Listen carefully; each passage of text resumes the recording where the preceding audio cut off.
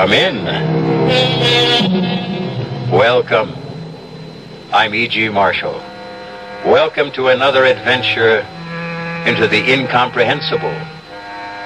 I like to think of myself as a thinking person, a reflective man, someone not given to fanciful imaginings. That's the way I like to think of myself. But is that the way I am? Because I must admit that my thinking has not solved many problems for me. My reflections have not carried me very far. So now and again I find it extremely salutary to indulge in fanciful imaginings, to take a short walk into the world of obscurantism. For as you will hear one of our characters say, the mind makes so many mistakes.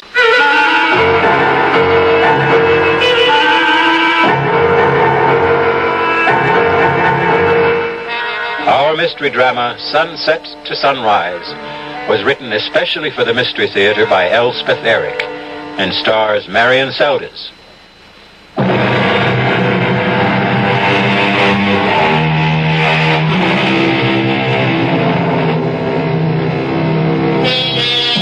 How monstrous, you say? To want to live on in wickedness rather than die quietly? Perhaps you're right. Oh, of course you are right. And yet, don't we all hope we won't have to die? Not yet, and not altogether? Is this only monstrous? Or is it strangely admirable? In a perverse sort of way, of course. It's over. I've done it. And the mutilated body lies silent and still at my feet. Let her release come soon. Let me try to explain how I came to do this awful thing.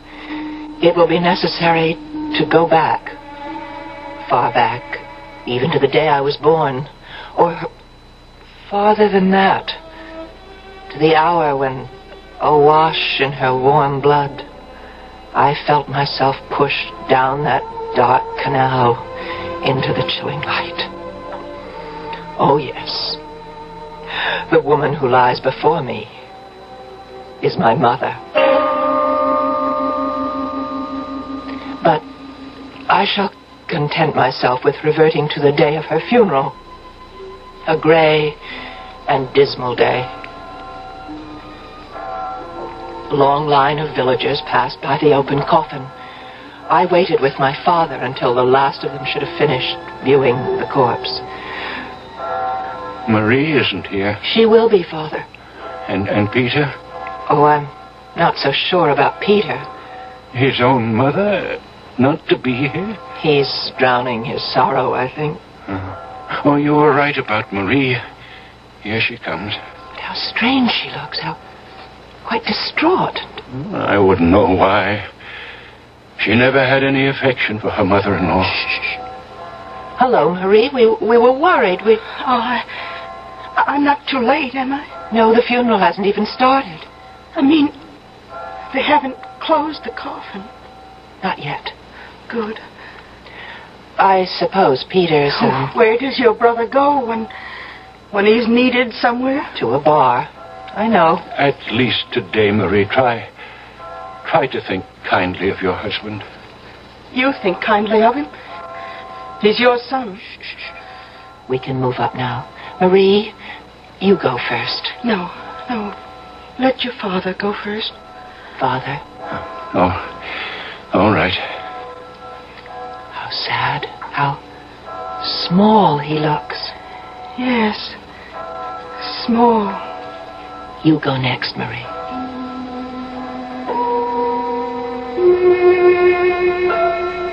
Marie stood for a second or two by the open coffin, then moved on. Now it was my turn. My eyes filled suddenly with tears. And when I looked down at the quiet body, the expressionless face of my mother, I could scarcely make out her features. I shook the tears away, and I made an effort to see her clearly. Across her breast lay a long spray of wild roses. Without conscious thought, I did what I had never done while she lived. I leaned over and kissed her on the lips.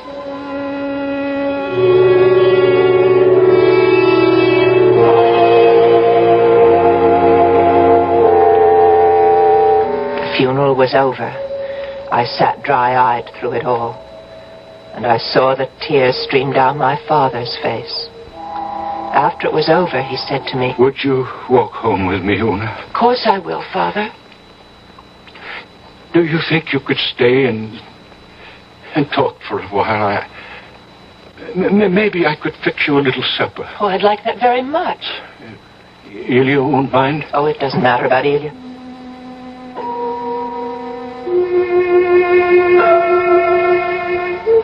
I took his hand.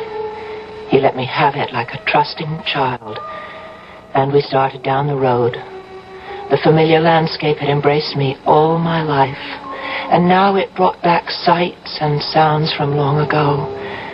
And on this day, most particularly, the sight and sound of my mother as I had known her. I saw her handsome, flushed face. I heard her voice. How sharper than a serpent's tooth to have a thankless child. Oh, what have I done that was so wrong? Why am I being punished? To be given a daughter with no shame, no morals, no sense of decency. My father trudged on beside me without speaking. His tears had dried. He looked as he'd always looked. Very sweet, very simple. She had been the single love of his life. I had never heard him speak of any other woman.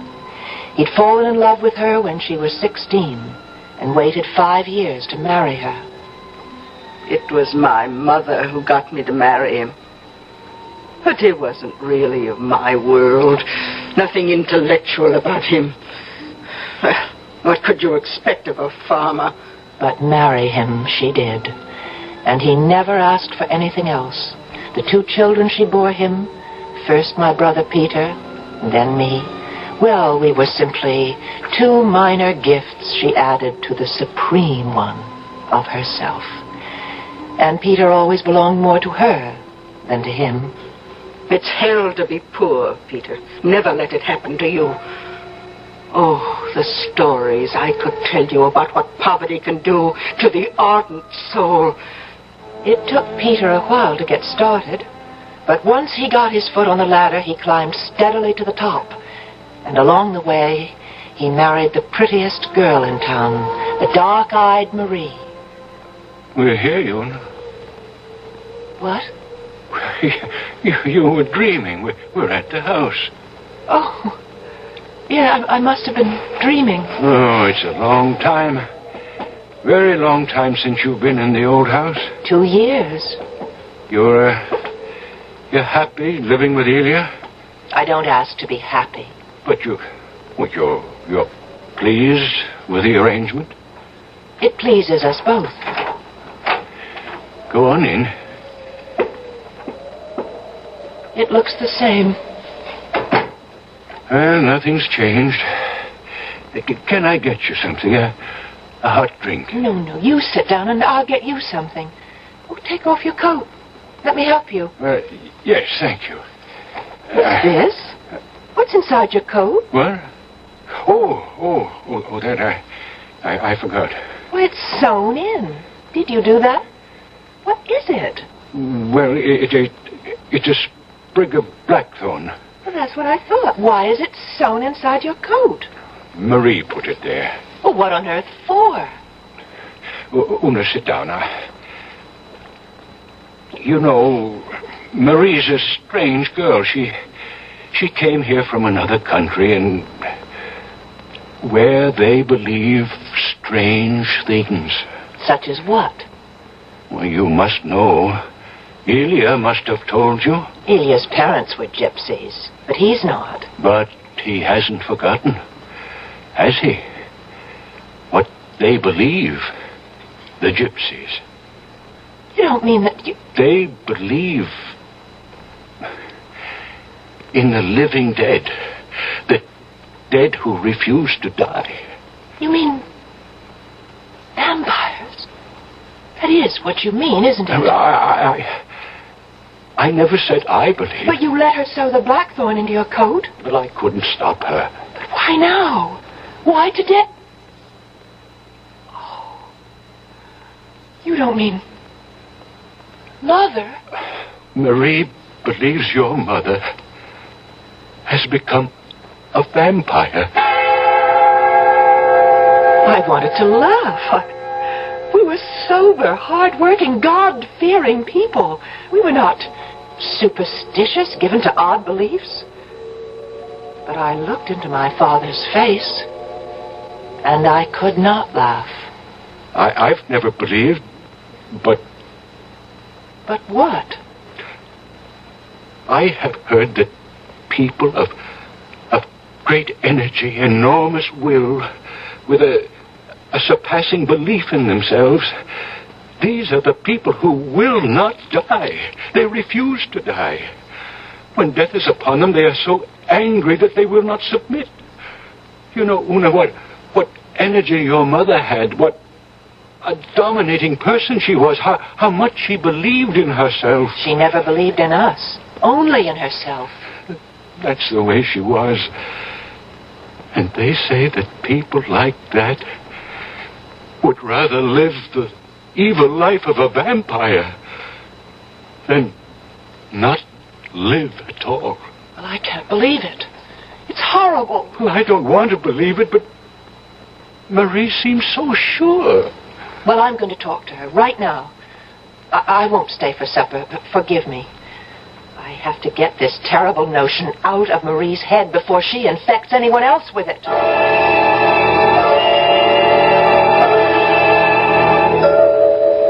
I walked to the village, to the affluent section of the village where Marie and Peter lived. Their house sat on a beautiful green lawn surrounded by an iron fence with a big gate. I pushed it open, and I went inside and up the long gravel path. Una, don't come any nearer. Don't be absurd, Marie. I don't want you in my house. We have to talk about this crazy idea you have, Marie. Your father told you. I found the blackthorn you sewed into his coat. It may protect him. And it was you who put the wild roses on her body, wasn't it? To keep her in her coffin. I had to do what I could. Oh, but this is all a great foolishness, Marie. Whatever gave you such a crazy idea about your mother-in-law? It's not a crazy idea. I felt it even before she died. I sensed that she'd never leave us alone. She'd rather turn into something loathsome and feed off us, drain our strength, drink our blood. And it's happening. It's happening. You want to come in the house? Come. I want you to come in. I want you to see your brother. Is Peter all right? All right? I don't know what you call all right. But look at him. There on the sofa. Oh, Peter. He's been that way since your mother died. And a good deal of the time before that. Do you think I've had a husband? Do you think that bloated hulk has been a man? Ever? Oh, what has that to do with... Don't you know? Don't you know that vampires have such power over young married people? Don't you know that? No. Ask Elia. He knows. Elia's not a gypsy, not anymore. Ask his mother. Ask his father. Ask old Wanda Beresti. Ask Oh, it's all fable and myth. It's not real. Do you know that I may never have a child? Or you? Do you know that? No. If she decides, we'll be barren forever. That's the kind of power they have. Oh, you'll never make me believe it. You have got to believe. You of all people. Why me? Because you are a damn fire. What's that? What is a damn fire? One born of a vampire. Only a damn fire can see a vampire. But I can't see my mother. I'm not a damn fire. Go home. Go home, Una. One of these nights, between sunset and sunrise, you will see her.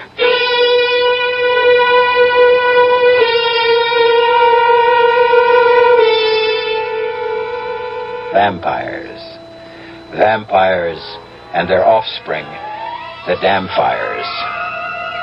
They may shock you, repel you, terrify you, but never, never will they bore you. We'll be back shortly with Act 2.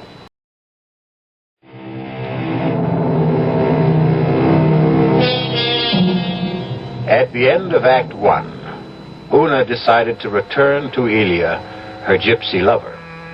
A gypsy from the remotest regions of Transylvania, where all the best vampires come from. At least all the best stories about vampires come from there, and Ilya knows them all. But they're all superstition, Una. Handed down from generation to generation. You don't believe them. I used to when I was very young. You see, the stories were always about very, very powerful people. I think they couldn't get used to the idea that very powerful people could actually die. My mother was a very powerful woman. Ah, but she died, like everybody else, sooner or later. You never really knew my mother. I wasn't welcome in her house. I think I only came here to live with you to spite her. All my life she told me how immoral I was, how wicked, how filled with wild desires. And you were? Yes. And you knew where to take those wild desires, didn't you? Yes. And what man to give them to? Yes. Well, lucky me. It was to show her, to say yes to her. Yes, I am like that. Yes, I'm what you say.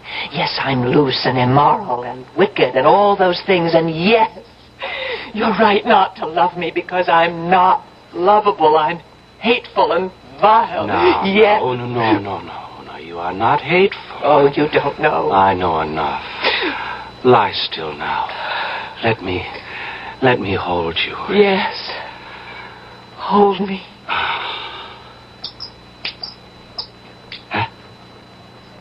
What's that? What's what? I thought I heard something. I don't hear anything. Don't you hear it? Listen. You don't... It's a bat. Bat? Turn on the light. No, please. I don't want to see it. Ilya, get rid of it. I won't touch it. What are you doing? I'm putting on my clothes. Why? Why? It's your mother. It's your mother, Una. She's back. It's not. You said you didn't. Never mind what I said. I was wrong. It's a bat in the rafters. It's not my mother. How do you know? How do you know for sure? Be. The old women were right. They come back, you see. No. They come back to live off the living and suck our blood. Ilya, where are you going? To my mother's house. Ilya, don't go.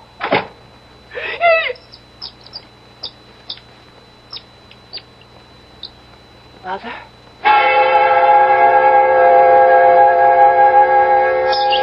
All night long, I lay in the dark, listening to the bats swoop and chatter in the rafters. Sunset to sunrise, I lay awake and listened. For as the warning light of the sun started to glow in the east, the bat was suddenly quiet. Hadn't Marie told me that the old stories all agreed that vampires could only venture out between sunset and sunrise? The bat was gone, and I was alone. Then came a pounding at the door. I got out of bed and I went to answer it. Had Ilya come back? Had he thought better of his foolish fears and come back? Ilya? Oh, Peter. Let me in, Una. Yes, come in. I have to talk to you. You're very drunk. Never mind. Never mind about that. I have to ask you something important. Well, first tell me why you didn't come to our mother's funeral. Never mind about that either. Marie was there. Marie was not there. Not for the funeral. She went to the church to put some wild roses on the body. She didn't stay to see her buried. Not that she's really buried. Not that she'll ever be really buried. She'll be around for a long time till she's drained us all dry, and long after that, maybe forever, who knows? Do vampires ever really die? Peter, stop that. Our mother is not a vampire. Is it true. Marie says it's true. Is what true, Peter? Did you kiss her? When she was lying in her coffin, did you really kiss her? Yes, I did. Oh no.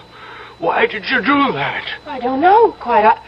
I think it was because I'd never kissed her before, and I was sorry that I hadn't. Don't you know what you've done? I haven't done anything. You've put your lips to her poison. You've made yourself like her. I haven't done anything. I said goodbye to her. I kissed her goodbye, that's all. Don't you know that vampires spread their foul contagion on the living? Isn't it bad enough that you and I are damn fires just because she gave us birth? Stop it. I don't want you to talk this way. You and I can see her. Have you seen her? Of course I haven't.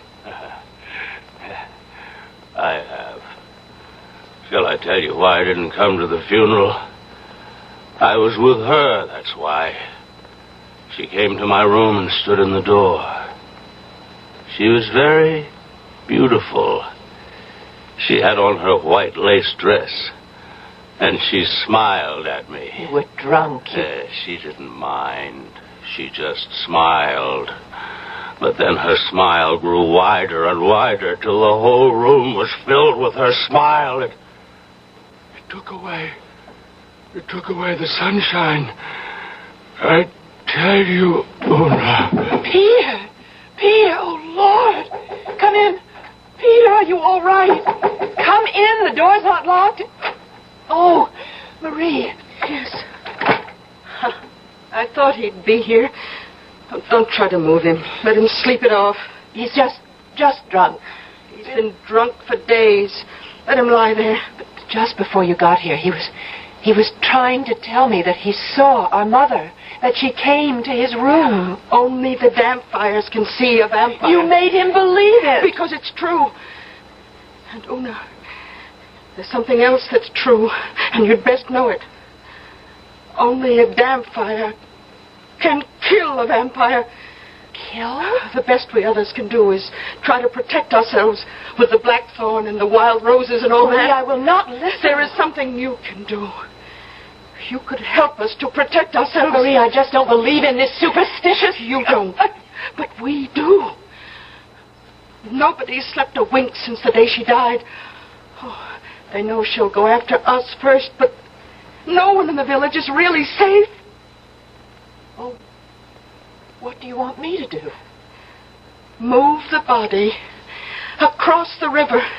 What for, in God's name? Wanda Beresti says it's very difficult for a vampire to cross over water. I don't believe any of this. I don't believe it's happening. Well, it's happening, all right. And everyone believes it but you. You can't make the rest of us live in this torment because you refuse to believe. You could be right. You will move the body across the river? Oh, I'll have to talk to Father. Oh, talk to him. Talk to him now. Before it's too late. I left Marie to get Peter home the best way she could. And I started off for my father's house. How could I ask him to disinter the body of his beloved wife only 2 days after she'd been laid to rest? What kind of daughter would nourish the horrid thought in her father's mind that his wife might be a vampire? Oh, how I needed someone to tell me what to do. Una. Hello, Father. May I come in? Of course you may come in. Oh, I'm so glad to see you. You're all right, aren't you? Yes, I'm all right. Una, can you stay for a little while? As long as you like. Oh, good. I could make a little supper if you could stay that long. Father, Peter came to see me today. Oh? How was he? Drunk. But not so drunk that he couldn't say what he came to say. And what was that? That I had contaminated myself when I kissed my mother's mouth as she lay in her coffin. Oh, my dear girl. Do you believe that, Father? Oh, my dear. I'm so confused. You do believe it? I don't know what to believe anymore. And Marie came to see me, too. Oh, yes? Well, what did she want? Marie wants Mother's coffin moved to the other side of the river. Oh, your mother is buried in the family plot. I promised her. Why does she want the body moved? Marie says that to cross water is very hard for vampires.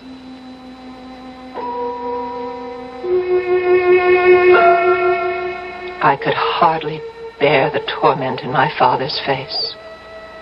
It's so hard when everyone around you believes one thing, to stand alone and believe another. I kissed my father gratefully. Grateful for his kindness, his patience. He asked me to stay the night. There was still my old room.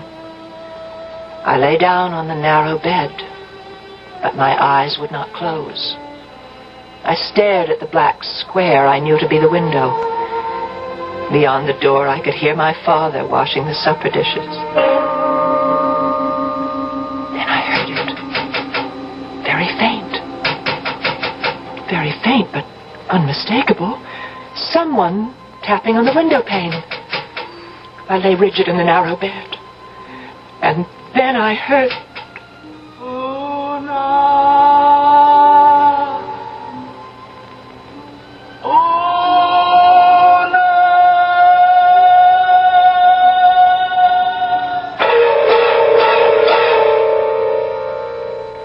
Is that how a vampire sounds?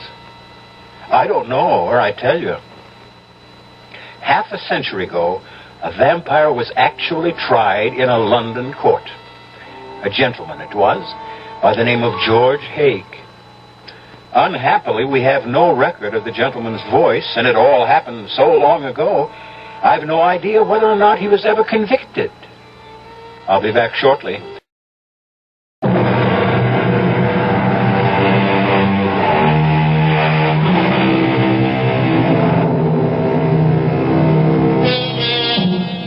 When I was very young, I thought, how convenient and how very right that we had entered into the age of enlightenment, leaving occult fantasies behind.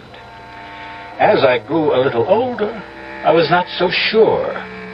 Now that I'm quite grown up, I am not sure at all but what the dreams and frenzies of an earlier time did not serve its people as well or better than mine are serving me.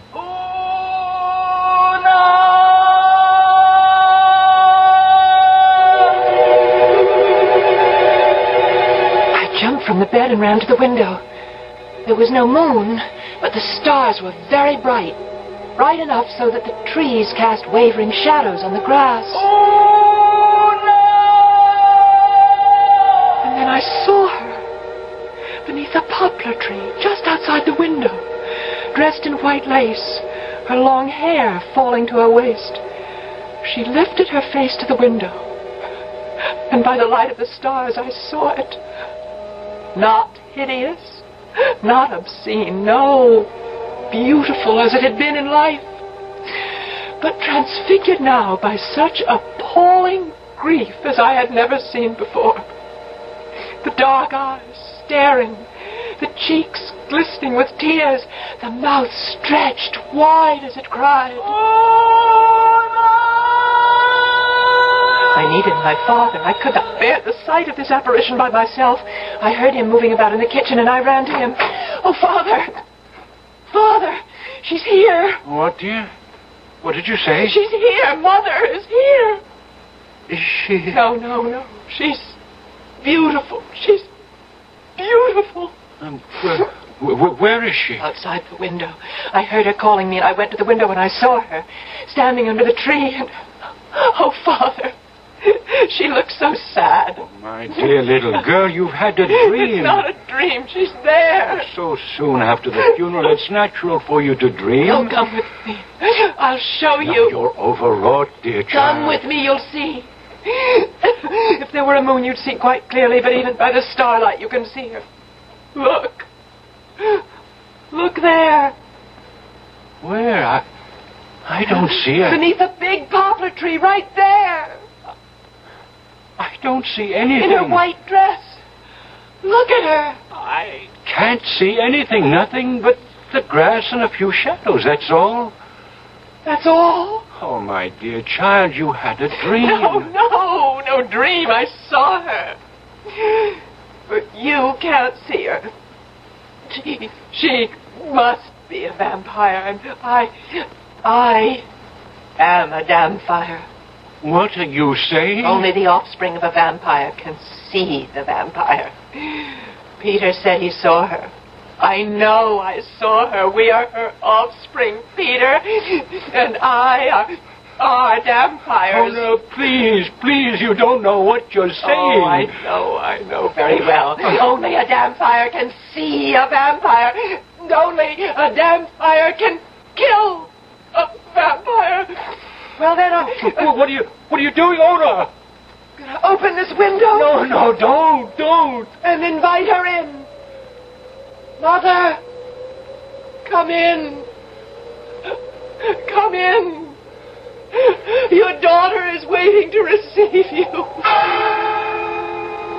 My father rushed from the room. I can't stay. I can't watch. I can't. I stood by the window, waving to the white figure beneath the poplar tree. It was several minutes before she moved, and then very slowly, with uncertain steps, she came toward the window. She looked up at me like a child that is not certain of her welcome. Una?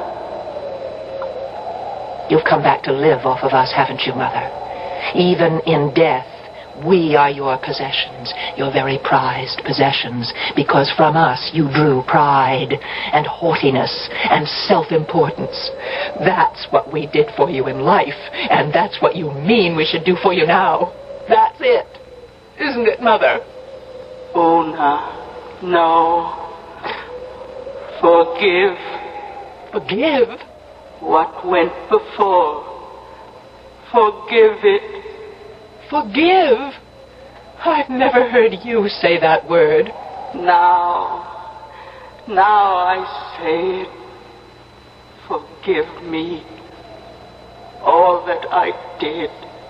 I beg of you, forgive me all my sins. Father was right. This is a dream. Forgive me, that I may lie quiet in my grave. Oh, God, let me wake up. God, deliver me from this dream. You don't hear me. Oh, Una, why don't you hear me? Perhaps I fainted. I don't know. I suppose I did, because I remember nothing more until I was wakened by a knock on the door. I opened my eyes. I was lying on the floor next to the narrow bed, and the sun was streaming through the window. I got to my feet. Come in, Father. Ilya. Are you all right, Una? Yes, I'm all right. You look so pale. Oh, I had a bad night, a bad dream. Yes, your father told me. My father? He went to fetch you. That's why you're here? I would have come back to you anyway. I only went to see my mother to ask her what she knows about vampires. All the old women were there. Wanda, Baresti, and all the others. Oh, they must have filled you full of stories. Una, when a whole town believes that a vampire is loose, they become terrified.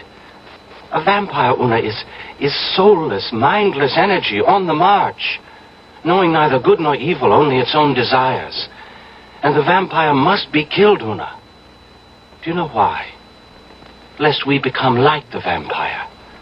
We can become like that, Una, unless a stake is driven through the vampire's heart. And who is to do that? You know. Only a damn fire can kill a vampire. A stake must be driven through the throat of the corpse. If blood spurts from the throat, it is proof that a vampire lived in that body. Can I do such a thing to my own mother's corpse? It must be done before the sun sets, or she'll walk abroad tonight. Ilya, Do you know that I thought she was here last night, in this very room? And she kept saying, "Forgive, forgive." And then, of course, I knew it was a dream, because my mother would never say such a thing as forgive. She was asking you to forgive her? Imagine a proud woman like my mother to say a thing like that. You heard her say, "Forgive me"? In my dream, yes. I suppose it's because I hated her so much in life. I liked the idea that she was sorry for all the grief she'd caused us. Una, listen. While I was at my mother's house, she told me that there had been cases now and then where a dead person returned night after night and terrified everyone because it was taken for granted that the dead one had become a vampire. But it wasn't always true. There were times when the dead one was what they call a returner. A returner? What is that? One who comes back, so my mother says, to ask forgiveness. Are you telling me that my mother did come back last night, asking to be forgiven? That it was no dream? It's possible, isn't it? And if it is true, if she is a returner? You must get a writ of absolution from the bishop and place it on her body. How can I tell? How can I know that she is a returner and not a vampire? You'll have to go through with it before sundown. Oh, no. No. Drive a stake through my own mother's throat. Una, more than half the village believes your mother has become a vampire. Marie wants you to move her body across the river. And even my father is wearing the blackthorn in his coat. And even I. When I heard the bat in the rafters, I thought it might be your mother. You must have the grave opened, Una, and the coffin. And before the sun goes down, you must drive the stake into your mother's throat. Then we shall see whether she is a returner or that foul creature of the night, a vampire.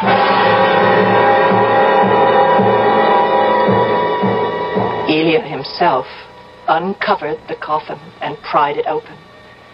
I told my father what I meant to do before the sun went down. If you must, my daughter. If you think you must. If she is really a vampire, Father, only I can do it. And I went to Peter and Marie. You wouldn't ask me to do it, Una? No, I wouldn't ask you, Peter. You're very brave, Una. I'd have been content if you'd only moved her body across the river. There's so much talk in the village. So much fear, so much horror. We must settle this thing once and for all.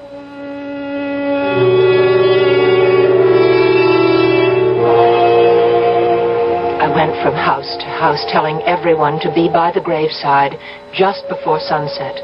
They looked at me with pity, some of them, others with revulsion. But all promised to be there, and so it happened. I wish to thank you all for coming here. You all know of the belief that is spread through our village. Many of you share in it. My own family leans toward it.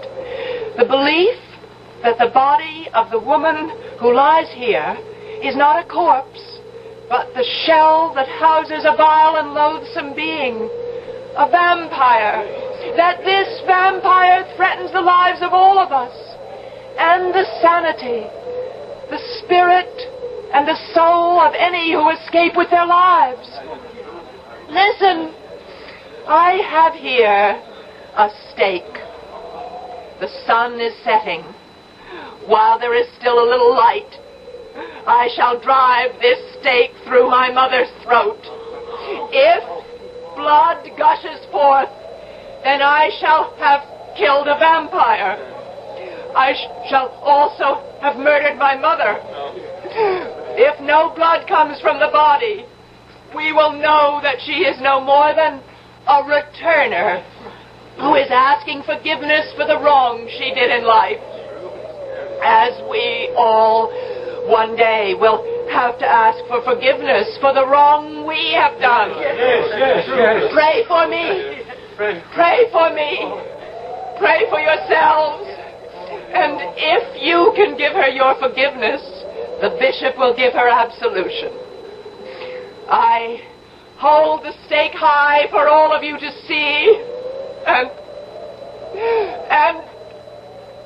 no! There is no blood. Go. Send for the bishop.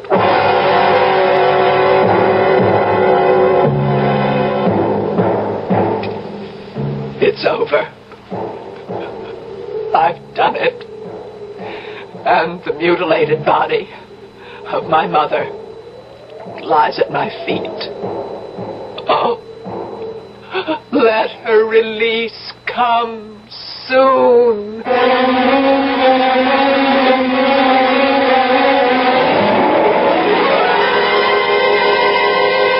What was it someone said, speaking of vampires? That they are soulless energy on the march. There are days when the news is very, very bad. I think I hear the vampires chattering in the air. They're all around us, ready to swoop down and suck our blood, destroy our pride, and leave us supine and helpless. You needn't call them vampires if you don't want to. It doesn't matter what you call them, but look out for them. They may not be returners at all. I'll be back shortly.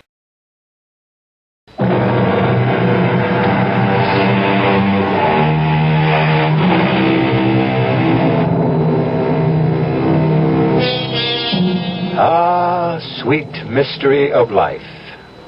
And sometimes not sweet at all, but bitter, baffling, and impenetrable. I can offer you but a minor clue to the solution. Given humanity with its weaknesses and its imperfections, life could not be otherwise. Life is not the mystery. We are. Our cast included Marion Seldes, Bryna Rayburn, William Johnston, and William Redfield. The entire production was under the direction of Hyman Brown. This is E.G. Marshall inviting you to return to our Mystery Theater for another adventure in the macabre. Until next time, pleasant dreams.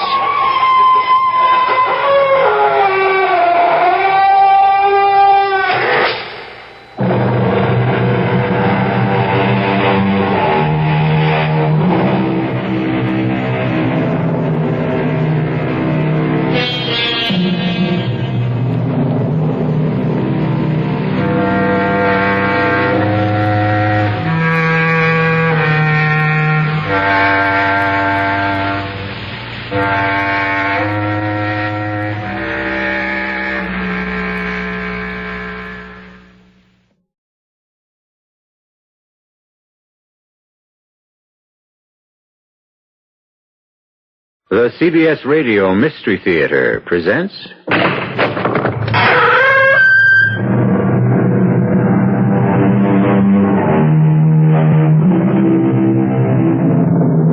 Come in. Welcome. I'm E.G. Marshall. Are you familiar with the old expression, when they made you, they threw away the mold? Or, there's nobody else like you in the whole world. What is it inside every human being that makes him or her unique, one of a kind?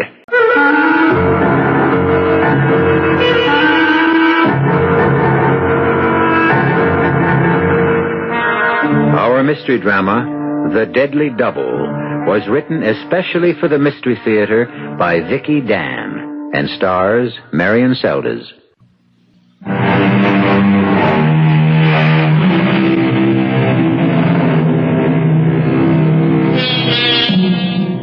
Her name is Anita Gregory, and she leads a quiet life, an almost solitary life, except for a single casual friendship.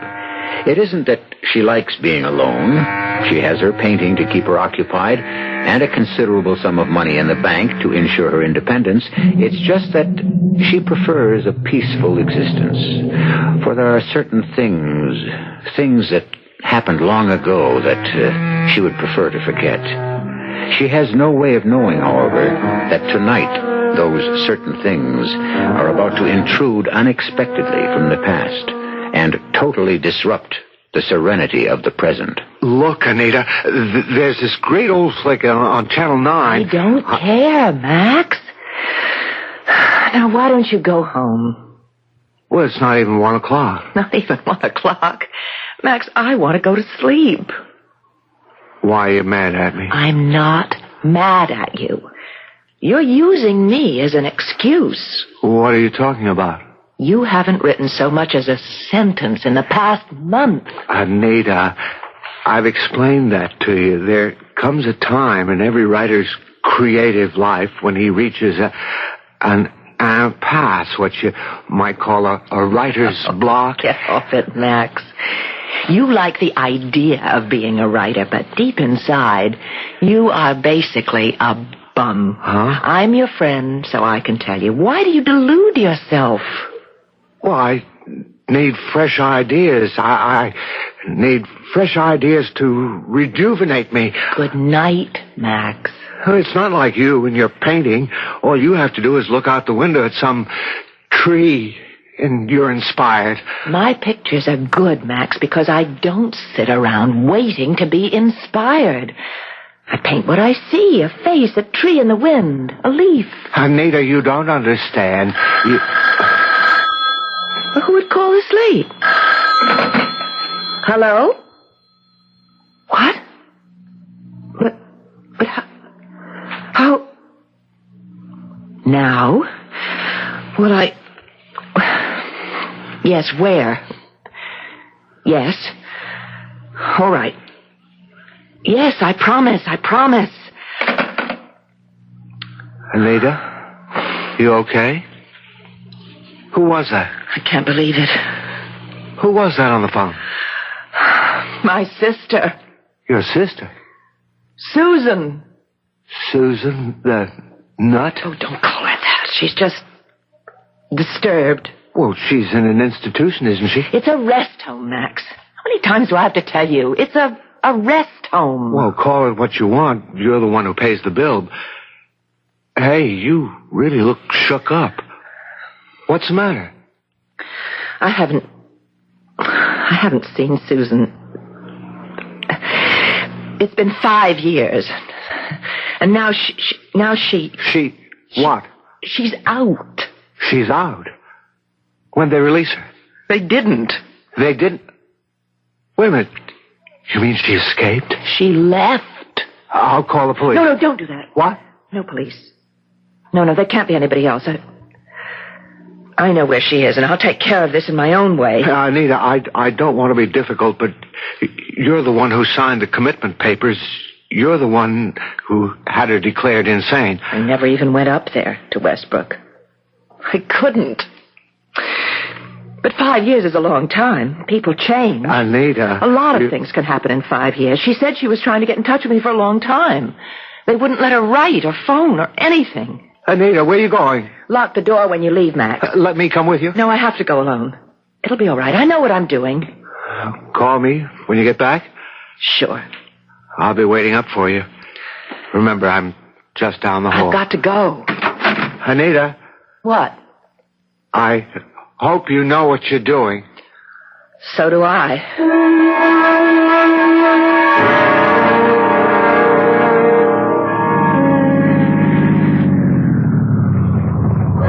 She said there'd be a phone booth.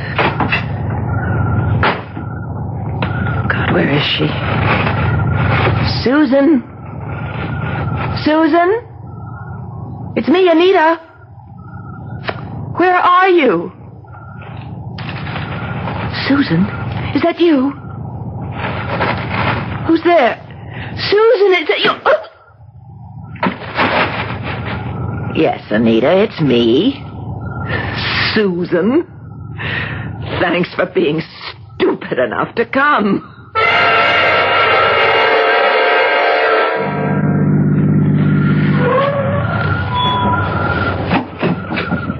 Miss? Taking a nap, miss? Hmm? What? Where am I? Well, you're a mile off Highway 25 at 2 o'clock in the morning. Oh, she must have knocked me off. Oh, where's my car? Huh? What car? Say, you better get into my car. You must be freezing in that thin dress. Dress? Could have sworn I was wearing... Oh, she did it. She changed clothes with me on top of everything. What are you talking about, miss? My sister, she took my car, my wallet. She even changed into... Wait, are you a policeman? No, we don't have policemen here, miss. I'm the sheriff. My name's Tom Wiley. Oh, I'm Anita Gregory. Well, pleased to meet you, Miss Gregory. Well, now, why don't you get in my car before you get pneumonia? Are you taking me down to the station or whatever it is that you call it around here? Well, actually, we call it the sheriff's office. Well, I don't mean to inconvenience you or anything. Oh, no, it's my job. Now, suppose you start all over again and tell me exactly what happened.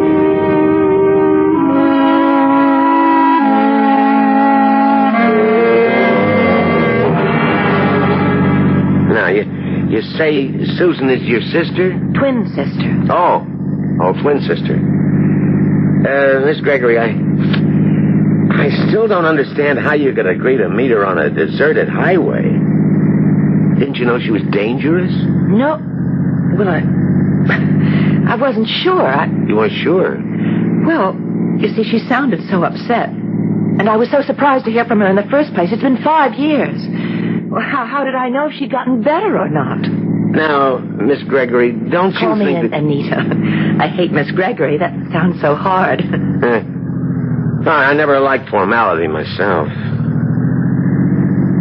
Wait a minute. This doesn't look like a sheriff's... That sign says Westbrook. Why are we stopping here? Hey, Doc. Sheriff, where'd you find her? Well, you know where that phone booth is off exit 11? Well, she was frankly lying in the road. Lucky I came by when I did. Susan, you might have gotten killed. My name is Anita Gregory. I don't think we've met. And I don't see why it's any of your business. Susan, do you realize that because of your little escapade, everybody's been up half the night trying to find you? Wait a minute. I don't think you heard me. I'm not... I heard what you said. Eric, take Susan Gregory back to her room. Sheriff? I'm sorry, but I had to bring you back. Bring me back? We really appreciate it, Sheriff. Thank you. Back? This is all a mistake. I think you need a sedative. What? Who do you think you are? That's not our problem. The problem is, who do you think you are, Susan? You think that I'm Susan? Eric? And you, Sheriff? You brought me here deliberately. You don't believe me either. That whole time in the car, you were playing along with me. All the time thinking I'm somebody else. Well, I'm sorry, but you might have gotten hurt. This is insane. It isn't really happening. Tomorrow I'll wake up and... Let go of me. Take her to her room, Eric. Restrain her if necessary. Doctor, please, this is all a mistake. It's a horrible mistake. If I'm here, then Susan is out there somewhere. Miles away now in my car. Susan, you must Wait a stop. minute. No, look. Find her before she hurts somebody, please. Sheriff, listen to me. My name is Anita Gregory. I live at 420 Oakleaf Terrace. Look, if you don't believe me, ask Max. That's right, Max knows. He was there when Susan called. Max will tell you. Please believe me, please. Yeah, that poor girl. It's really a shame about people like her. In the car, she seemed so normal. She's schizoid. Thinks she's two people. You mean this Anita character? That's the sad part. She does have a sister Anita, who put her here. There is a sister? That's right. Twin sister. As a matter of fact, I think that's part of the reason she has such a serious identity problem. Twin? Is it remotely possible that the girl I brought back is the other sister? Sheriff, you're not serious. Well, I know I'm no psychiatrist, but looking back on it, she didn't seem that crazy to me. That girl was Susan. She couldn't fool me for a minute.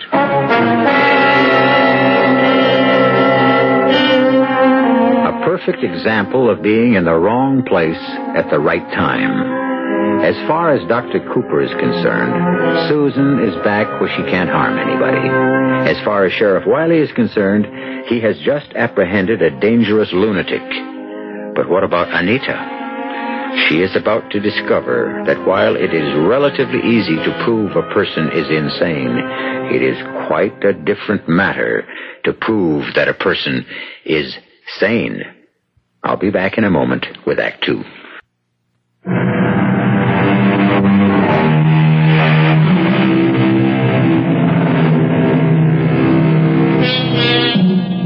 By all physical appearances, Anita Gregory is identical to her sister Susan. Same eyes, same hair, same voice, but the similarity ends there, because no two minds can ever be the same. It is merely logical that Dr. Cooper will presently recognize her for what she really is. Or is it? Good morning, Susan.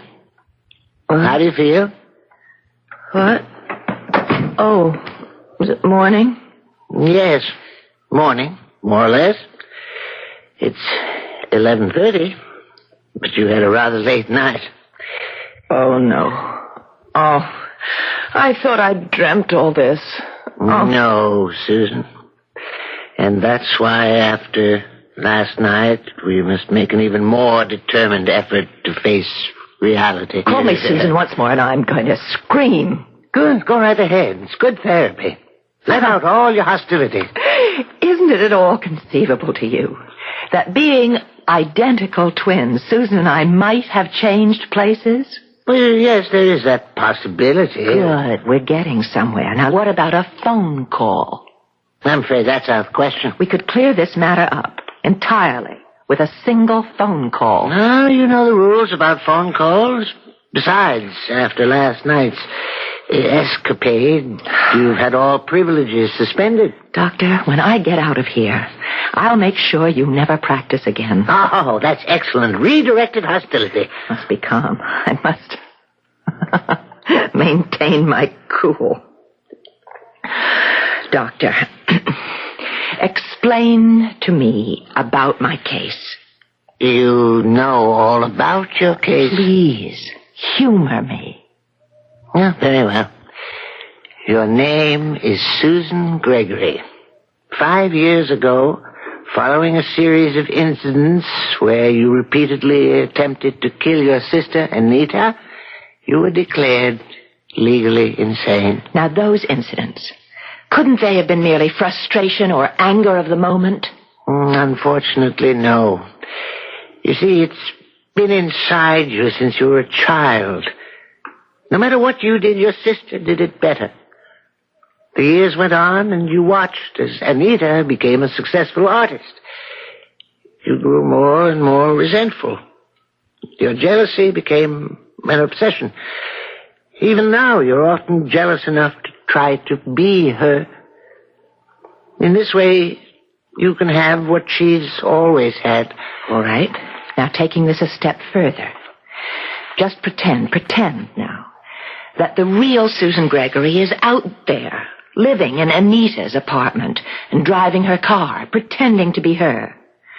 How long do you suppose she'll be able to carry it off before she gets caught? Not very long, of course. Little things, traits unique to Anita would be missing. Close friends notice these things. That is, if Anita has any close friends. Oh, she has. We'll discuss it all later. It's time for your treatment. What kind of treatment? Eric is waiting outside to take you to Therapy 3. I asked you, what kind of treatment? Eric, would you take her, please? I'll be down in a few minutes. Look, I'm not stupid.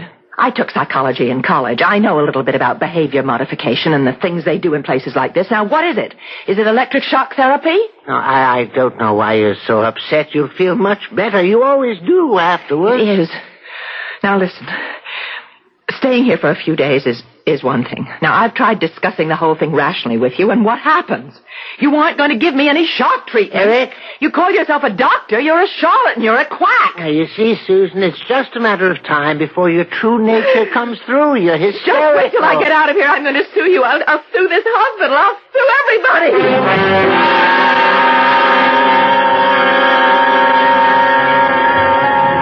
Well, Sister Anita, you've done all right for yourself.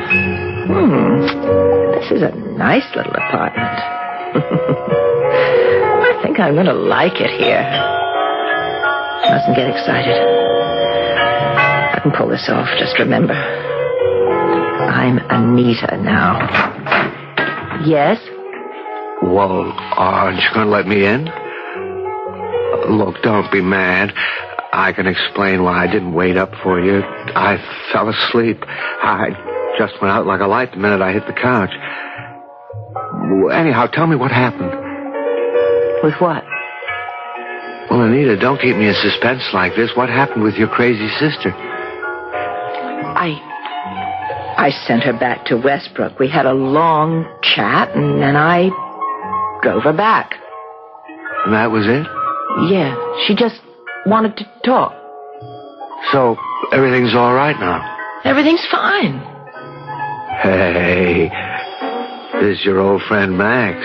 If something's bothering you, you can tell me. Of course not. I'm just tired. You sure nothing's bothering you? You're not mad at me? Oh, of course not. Come here. Here? Closer.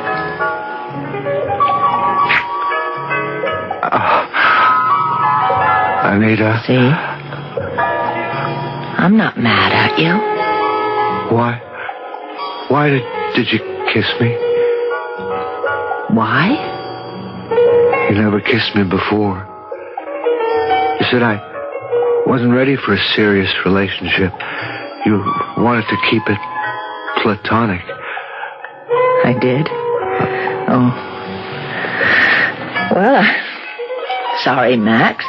If you don't like it, I won't do it again. Oh, well, no, I'm not sorry. And Max, I have a headache.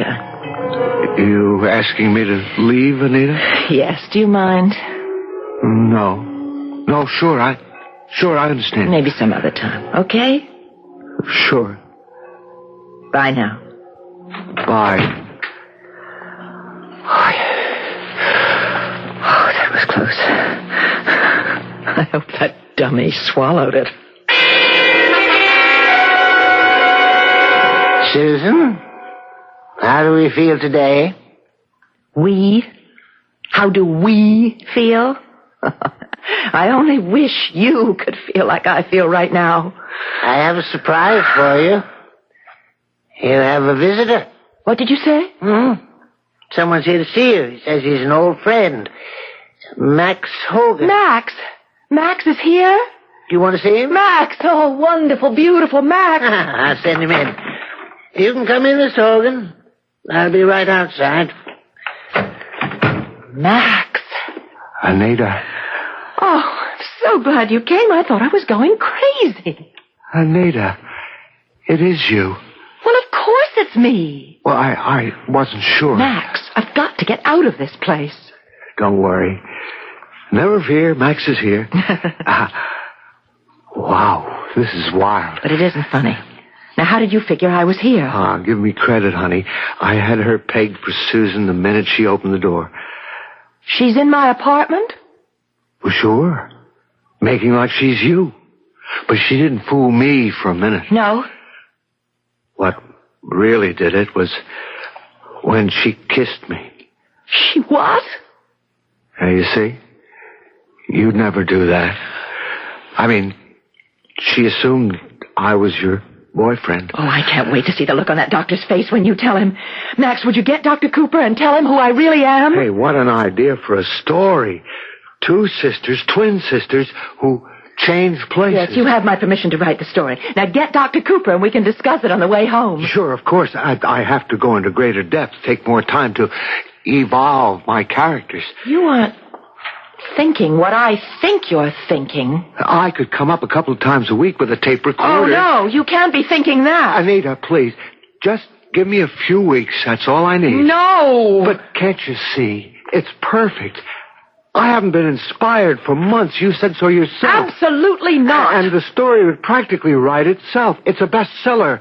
We ripped the facade off mental institutions. What an expose. I said no. Oh, how can you be so selfish? Selfish? I'm being selfish? Can't you see? I'm 36 years old and I've never been published. You don't seem to understand that every day I'm in this place, I lose a little bit more of my grip. There's drugs, there's shock therapy. Do you know what that can do to a person? Oh, come on now. It can't be that I'm getting bad. through to you. This place can drive anybody crazy. I thought that I could live through anything. Nothing ever really moved me or excited me. Well, that's just why you could pull it off. But even if my mind was made of concrete, this place would erode it. We'd be rich, both of us. Hey, I'll tell you what. I'll give you 50%. And you're forgetting something else. Susan. All right. She'll get a percentage, too. Now listen, Max. Forget about me for a minute. You can't let an insane person loose in the normal world. Why not? It's all relative, isn't it? Isn't the whole world going crazy? Who are we to say what is and what isn't normal?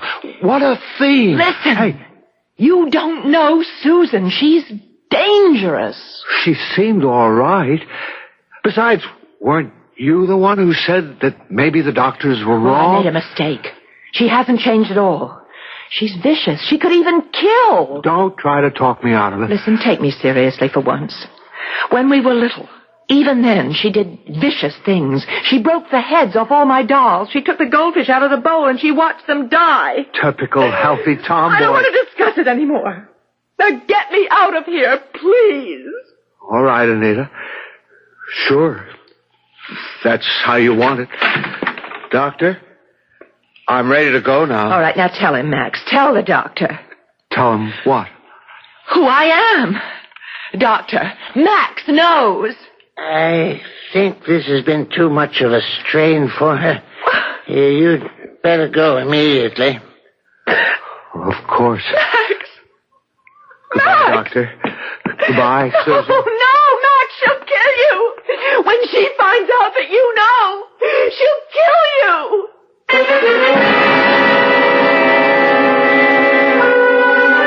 We live in a world ravaged with fear, a world where the voices of logic and common sense seldom find a sympathetic listener. It is not so very unlike the purgatory in which Anita Gregory is now imprisoned. Today, into that dim world, a candle of hope has briefly flickered and finally been extinguished. I'll be back shortly with Act 3. Je pense, donc je suis. I think, therefore I am. So said the great philosopher René Descartes. It was this brilliant Frenchman who logically demonstrated that there is only one thing of which a man can be sure of, and that is his own existence. After all, most people accept what they see as truth. They do not question the obvious. They leave that for the philosophers. Hello, Doctor. Sheriff, what brings you here? Well, you know what happened was I was typing up the week's report, and I suddenly realized that I never got you to sign this release for that Gregory girl. It was such a hectic night, it totally slipped my mind. Of course. Also, could you fill in her sister's full name and address? I need it for the records. I'm glad you stopped by. She was asking for you. From me? Yes, she says there's something she'd like to tell you. Now, you don't have to see her if you don't want to. I'm sure it isn't anything important. Oh, well, as long as I'm here, I'd like to see how she's doing. Hello, Susan. Sheriff? Oh, how you been? Just wonderful, can't you tell? Doc Cooper said you wanted to see me. I did? What was it you wanted to tell me? I forget. I think there was something. Why can't I remember? Oh, now take your time. What did I want to tell you? Nice paintings on the wall. Oh, that's the doctor's idea. He feels by giving us a creative outlet, it's releasing hostility. They're very good. Well, I'm a professional artist. I mean, Anita's a professional artist. I'm supposed to be Susan. Susan can't paint. Susan cooks. Anita paints. It's always been that way. Well, I'm sure no art critic, but I think you're very good. Yes, you know I am. Look at that wall. Look at the girl in the picture there. Her hands. Her arms, there by her neck. Do you know how many years of training it takes? The discipline, anatomy classes, live models to get the bones, the muscles, the skin tones just right, to understand the shading. Well, like I said, it's very good. Would you say I have a style? Style? Yeah. Yeah, I'd say so. See, it takes years to develop a style. I spent 2 years in Paris. That's heaven for an artist. And that's what influenced me, those early impressionists. But Max says I still have a distinctive style. Oh, Max. That's what I wanted to tell you. What about Max? She's going to kill Max. Who's going to kill Max? That's right. Now, Max is writing a book about us, how we changed places. And I warned him. I said, Max, Susan hates to be tricked, and she hates people fooling her. And when she finds out that you know who she is, she's going to get really mad, and she'll kill you. That's very interesting. You think I'm crazy, don't you? No, I didn't say that. That's all right. It's quite all right. I tried. I did my best. I warned him. And he didn't believe me either. When Max is found dead, maybe then you'll believe me. That's all I wanted to tell you. Thanks for coming. Oh, there's no trouble. I wanted to see how you were doing. Now, if you'll excuse me. I'm very tired. Sure. I was just leaving. So, bye, Susan. Sheriff, wait a minute. Don't you want this back? Oh, the release form. Oh, thanks, Doc. I don't know what's with me these days. Look, I want to ask you about Susan's sister, Anita Gregory. What about her? I was wondering when you saw her last. Last? Oh, well, I really don't think that's very important. Well, what is your impression of the sister, Anita? I hear she's an excellent artist. You hear? Yeah, well, naturally, I've never met her. You what? There really wasn't any need to. I mean, she pays the bills on time, and she never comes to visit. When did Susan start painting? Just recently. How recently? Well, I don't see why. Well, about a week ago. She isn't bad for a beginner. Matter of fact, she's pretty good. Did it occur to you that maybe she was too good?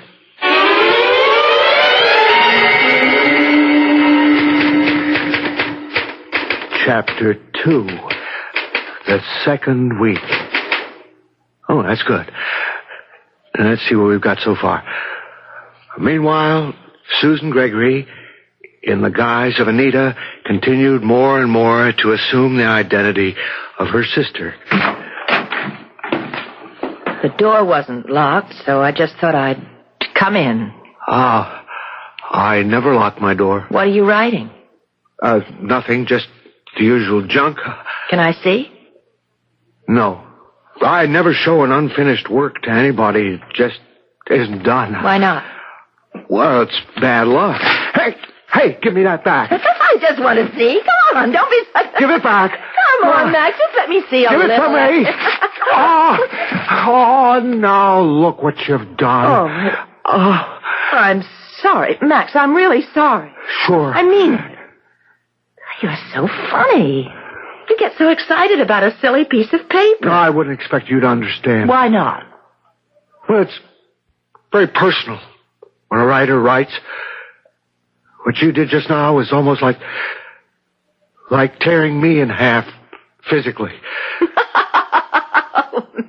I don't see what's so funny. You don't. It's very funny.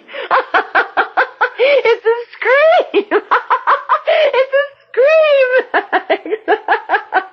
You know it's a scream. No, You're a scream. You know that?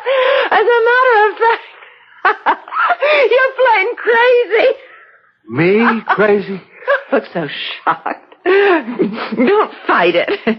It's no crime to be crazy. It happens to the best of us. Yeah, I know.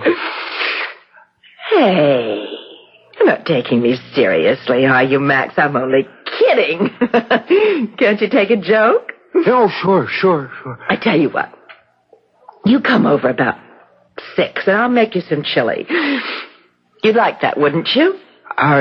Yes, I would. Okay. 6, then.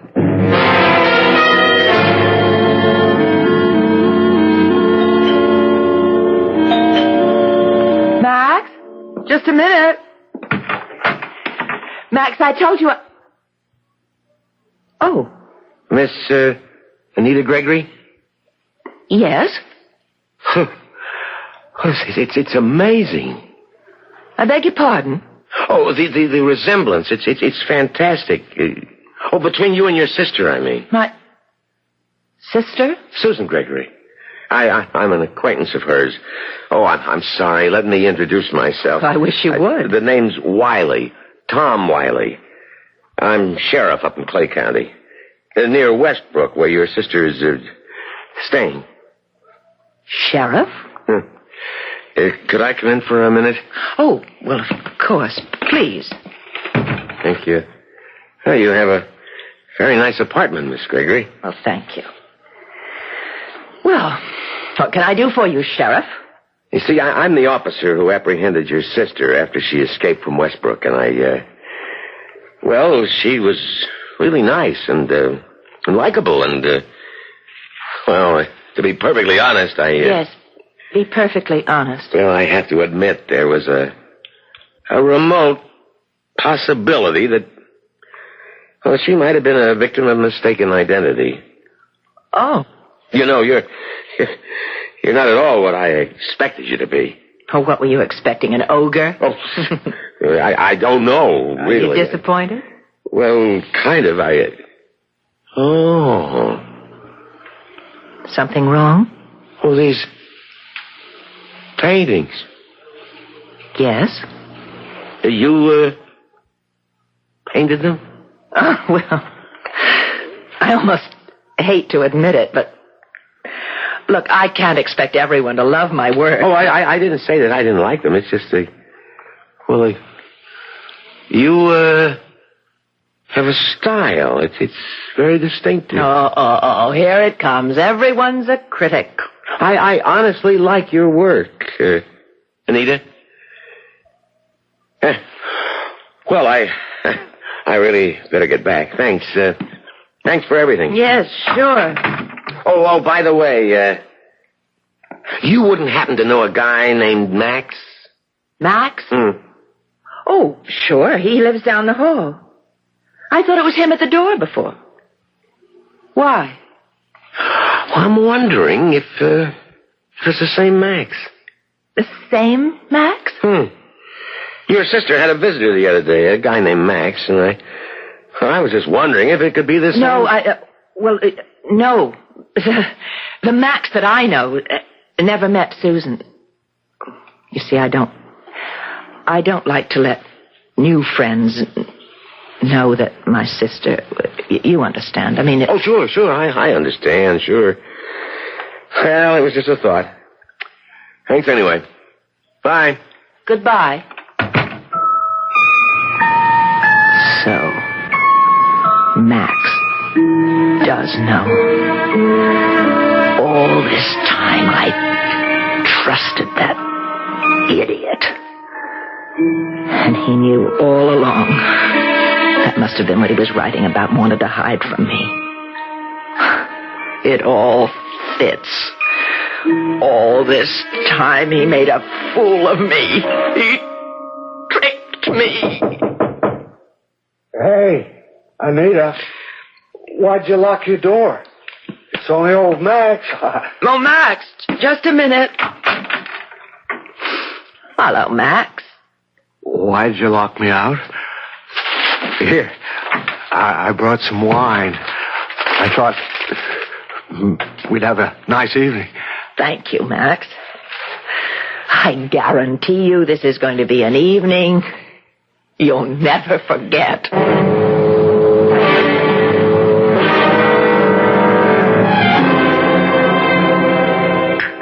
Oh, I must say, Anita, you really outdid yourself.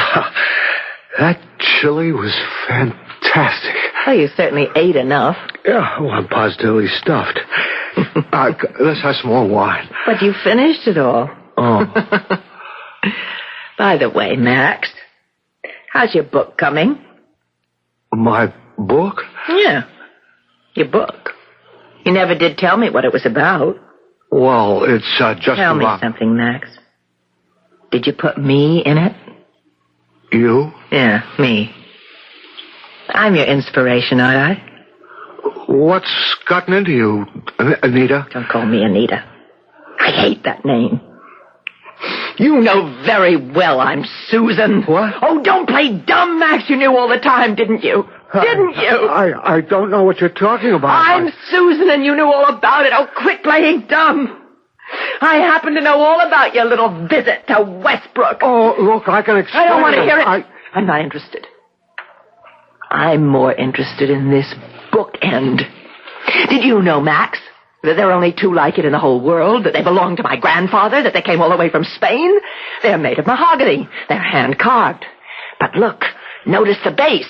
That's solid bronze. Hey, what are you doing? I really thought you liked me, but you were just using me, making a fool of me. You tricked me. Susan. No, Wait a second, let me get explain. mad when people fool me. I get really mad. Susan! No! Put that down! You could kill somebody with that! I intend to kill you. Oh, no! See, Max, you're such an easy target. Hey, you're crazy! I'll kill you. Kill you. Please! Kill Susan! you. You liar! I'll kill you. Susan, stand still. Don't move. You're too late. Sheriff, he's dead. I killed him. No, he's not dead. He just fainted. No, he's dead. He's alive, Susan. Not that I really care after what he did to your sister. I wanted to kill him. I'm not sorry. He tricked me, you know. I know. Now, are you ready to go back now, Susan? Susan. You know? How? You told me with your paintings. You see, your sister has a distinctive style. She tried to tell me that in Westbrook. She duplicated from memory those 3 paintings on that wall. Exactly. And Anita's the artist. But I don't care. Max, I didn't really mean to hurt him. I understand. But I'm still not sorry. I'm not sorry about anything. You can take me back now. All right, Susan. Susan? Susan. That's a nice name.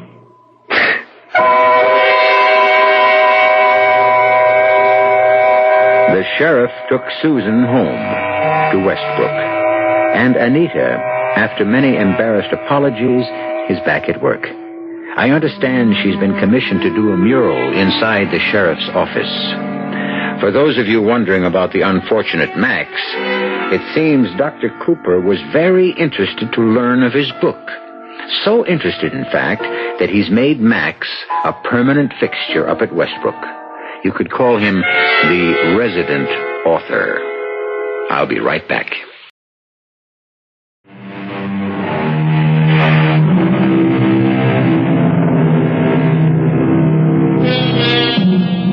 To any of you who are asking if there is a moral, a lesson to be learned from our little story, let me assure you, we do not attempt to moralize. We do not presume to teach. However, if you happen to be close friends with a writer who is hard up for a story, I would just say, be prepared for anything. Our cast included Marion Seldes, Robert Dryden, and Leon Janney. The entire production was under the direction of Hyman Brown. This is E.G. Marshall inviting you to return to our Mystery Theater for another adventure in the macabre. Until next time, pleasant dreams.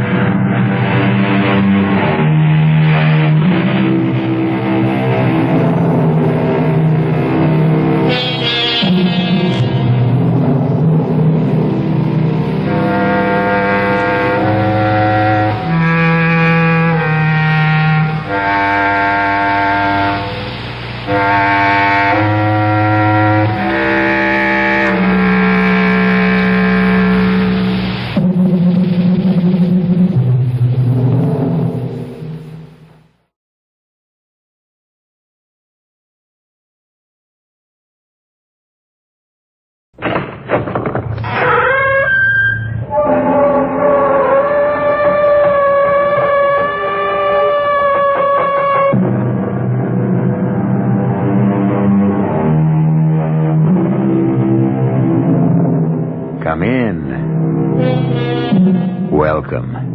I'm E.G. Marshall. Thus conscience does make cowards of us all. A quote, naturally, and almost as naturally from Shakespeare.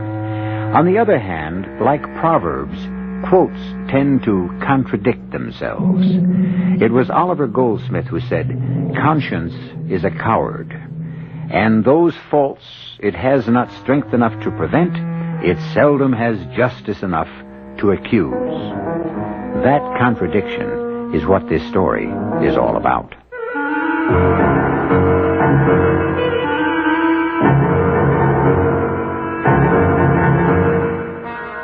Our mystery drama, Afraid to Live, Afraid to Die, was written especially for the Mystery Theater by Ian Martin and stars Jada Rowland and Ann Petoniak.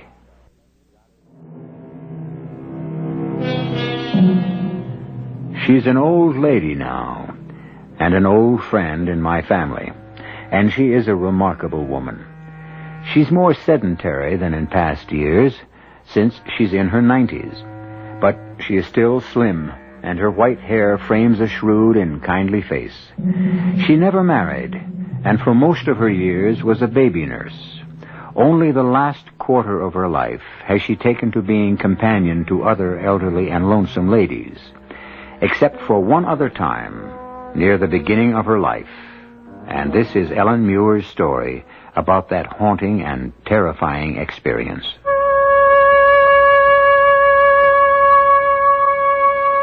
Even young as I was then, I had this strange feeling about Malvern Grange. When I first saw it, dark and shadowed at the end of the long drive, lined by the great shade trees that made an eerie black tunnel on that otherwise bright moonlit night, it was the very picture of the haunted house. And fat, wheezy old Joe Wellman driving me by trap from the railroad station didn't help me to feel much easier in my mind. Well, hello there, Missy.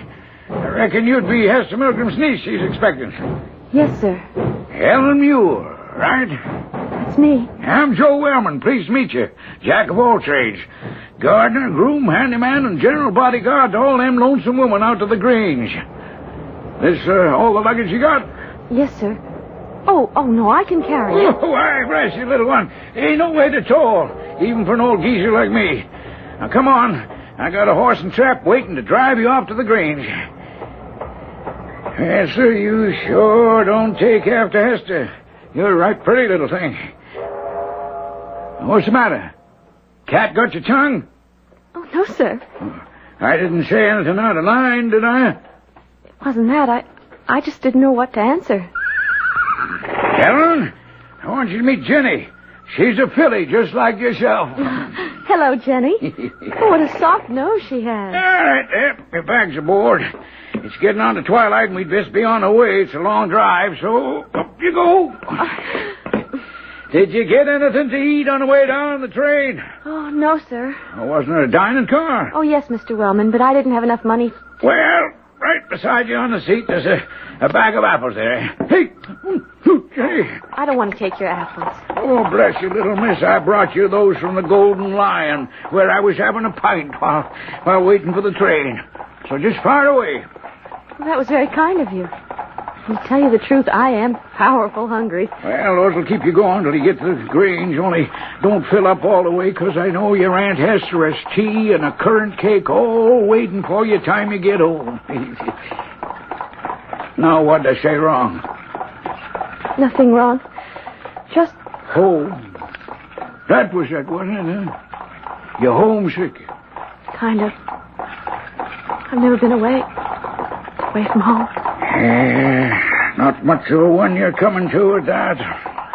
What do you mean? Well, it's a gloomy old place for a bright young lady like you, stuck off in nowhere with a bunch of old clucking hands and her. My aunt's very nice. She came to see us once. Oh, aye, Miss Milgram's all right if you don't cross her.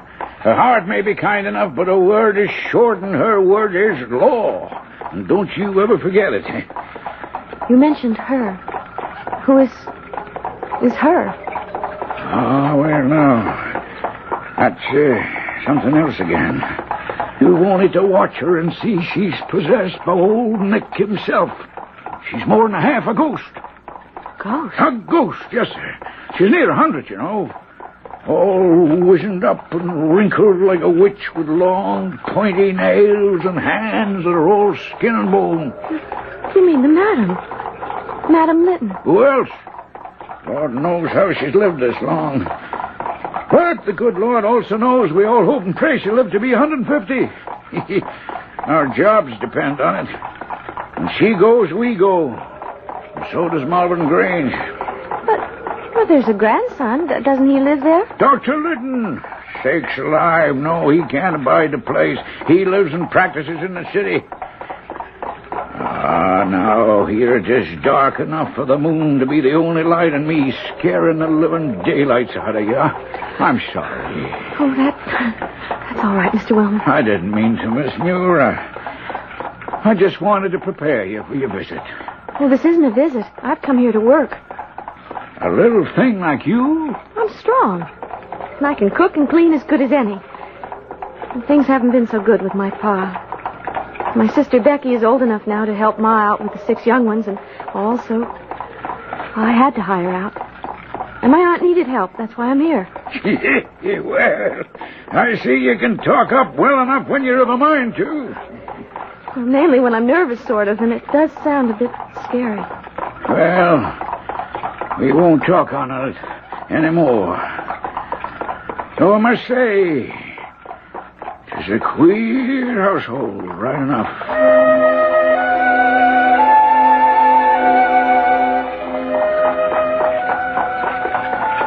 Is it much further? Nope, we're almost there. What's the house like? Oh, why, bless you, it's a great black and white house it is, with black beams running up and down and across, and the gables looking out white as a sheet. Except like now when the moon is out and it throws the shadows of the trees on them, and you can count the leaf shadows dancing in the wind across the stucco till they look like Like crabs scuttling across the sand. Only upside down, you like, you know. Ooh. But, here, you might see for yourself. Here's the drive. My heart was in my mouth as we drove up the drive. The trees were so big that 4 people spreading their arms and touching fingers could scarce reach round. And it was like a long, great black tunnel there beneath them, with the big house crouching at the end, as huge as a giant, or an ogre in some old fairy tale. I wanted to jump out and run away just as fast as my legs would carry me. So, here you are at last, Ellen. I'm sorry if I'm late, Aunt Hester. Well, you're not late, child. It's just been an anxious wait. You've come a long journey. Joe, take the bag up to the first room by the head of the stairs. Yes, Miss Milgram. See you tomorrow, little missy. Oh, yes, Mr. Wellman, and thanks for the ride and the conversation. Pleasure, I'm sure. He is a hired man, Ellen. Call him Joe. We must all keep our place around here. But, Aunt Hester... Do as I say. Now, first, welcome to Malvern Grange. Thank you. Well, come, we'll go up to my room for a moment and let you freshen up. And then we'll go into the housekeeper's salon where Meg will have something for you to eat. You'll be hungry, I expect. Oh, not too. Joe gave me some apples on the way. And what else did he give you on the way? An earful about all of us, I'll warrant. Oh, just about Mrs. O'Meara and... I don't know whether she is a Miss or a Mrs. He just called her Judith Squires. Mrs. O'Meara will be Meg to you. She's a servant. But, Auntie, so am I. You are my niece, and I am the housekeeper. As I said, everything in its place. Since you are young, they can call you by your first name. And the other lady? Judith? Oh, well, she's far on in years. You may call her Miss Squires. This is my bedroom. I'll put the candle over here.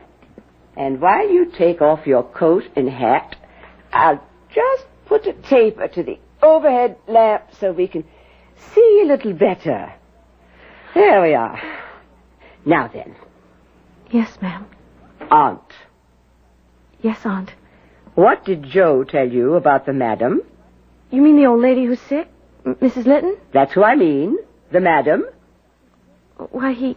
Don't lie to me, girl. No, ma'am. No, Aunt Hester. He just said I shouldn't tell anyone. Well, I'm sure he did. Tell me what nonsense he might have been filling your head with. Oh, it is nonsense, isn't it? I mean, she isn't possessed by the devil. And she's not half a ghost, is she, Aunt Hester? I knew it. The answer to you, Ellen, is that the madam is none of your business. She's a very old lady, and she's not in the best of health. Now, that's all you ever need to know of her. You're not here to take care of her. You're here to do housework that the rest of us haven't time for. Now, that's the end of that.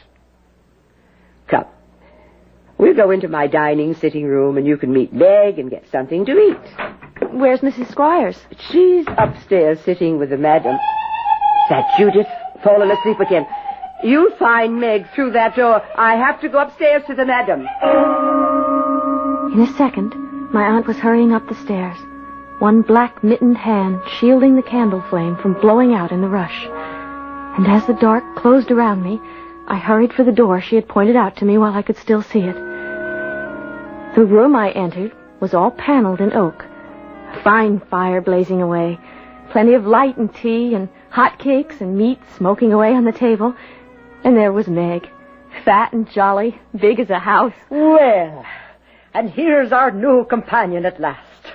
Well, a pretty little thing that'll put a bit of light in this gloomy old house, maybe. You'll be Ellen. Well, I'm Meg O'Meara. Pleased to meet you, Mrs. O'Meara. No, let's make it Meg Bevorning.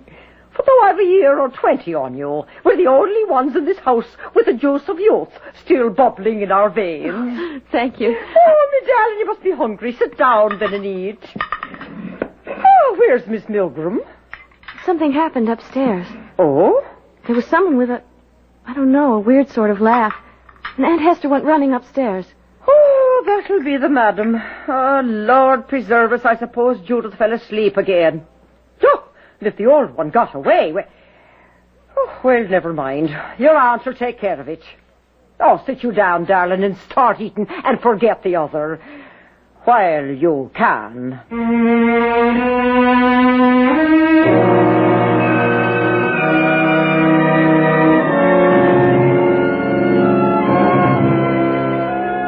So far, certainly a haunting experience. The terror is yet to come, and eventually, the matter of conscience. Let us leave poor little Ellen to her delicious meal, for Peg O'Meara's cooking is as good as her heart, and return shortly to that haunting gabled house.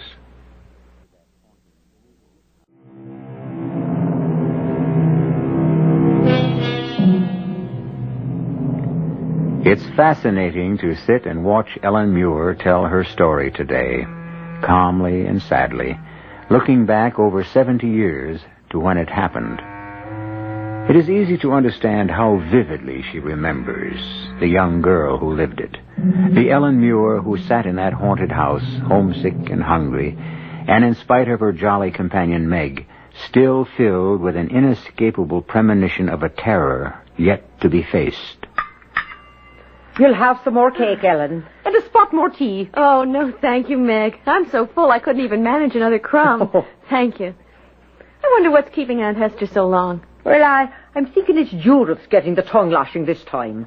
She probably fell fast asleep like she's apt to do, and the old madam was up and away.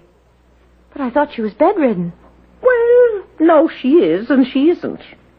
Days will go by, and she won't open the curtains on that old four-poster she sleeps in. Just stays shut up in there, except for us bringing her meals. But the other days... But the other days what? Well, the other day she's a troublesome old lady, no doubt of that. You have to be sharp watching her, or glory be to Mary, she'll be into the fire or out the window. How old is she? Oh, you wouldn't believe it.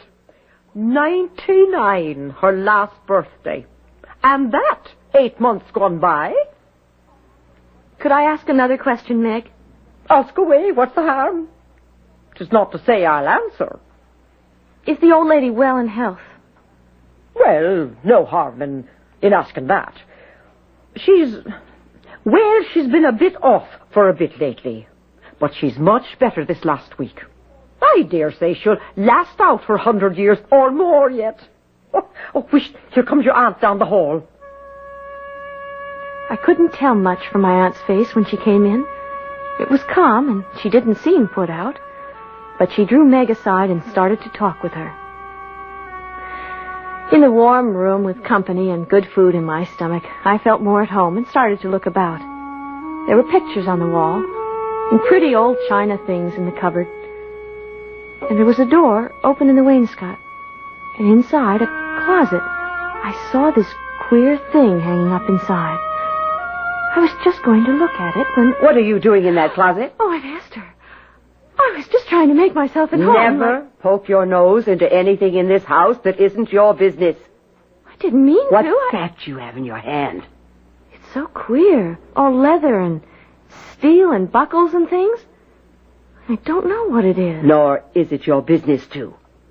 While you stay here, don't you ever meddle with anything that doesn't belong to you. That's the first and last thing you have to learn about Malvern Grange.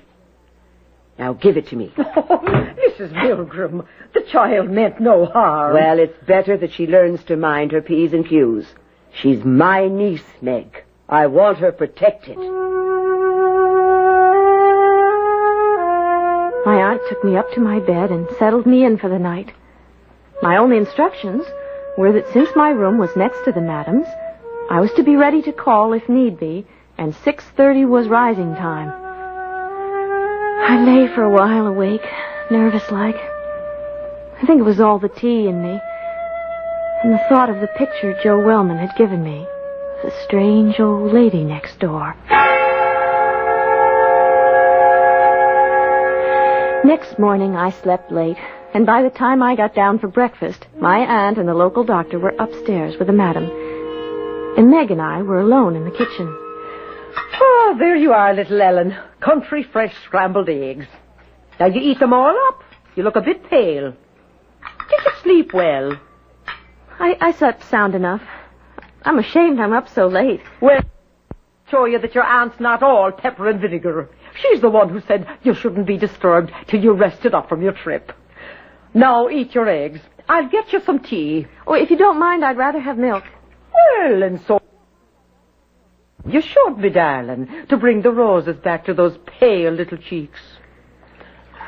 You know, you don't look like you slept so well. Well, my room is next to Mrs... Well, you know, the madam.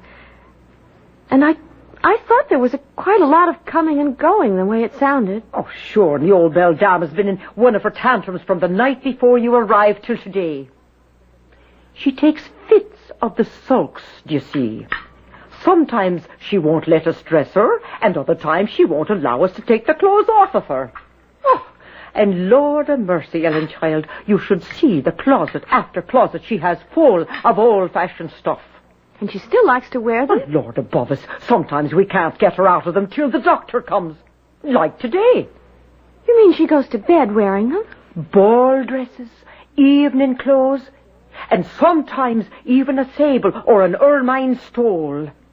Now, what am I telling you all this for, love? 'Tis none of your business. She's an old lady, living well past her time, for some reason God only knows. She was a great beauty in her day, so they say. And proud. Will I get to see her ever, do you think? Well, I don't know, darling. Just as well you shouldn't. I would have liked to have seen the old lady.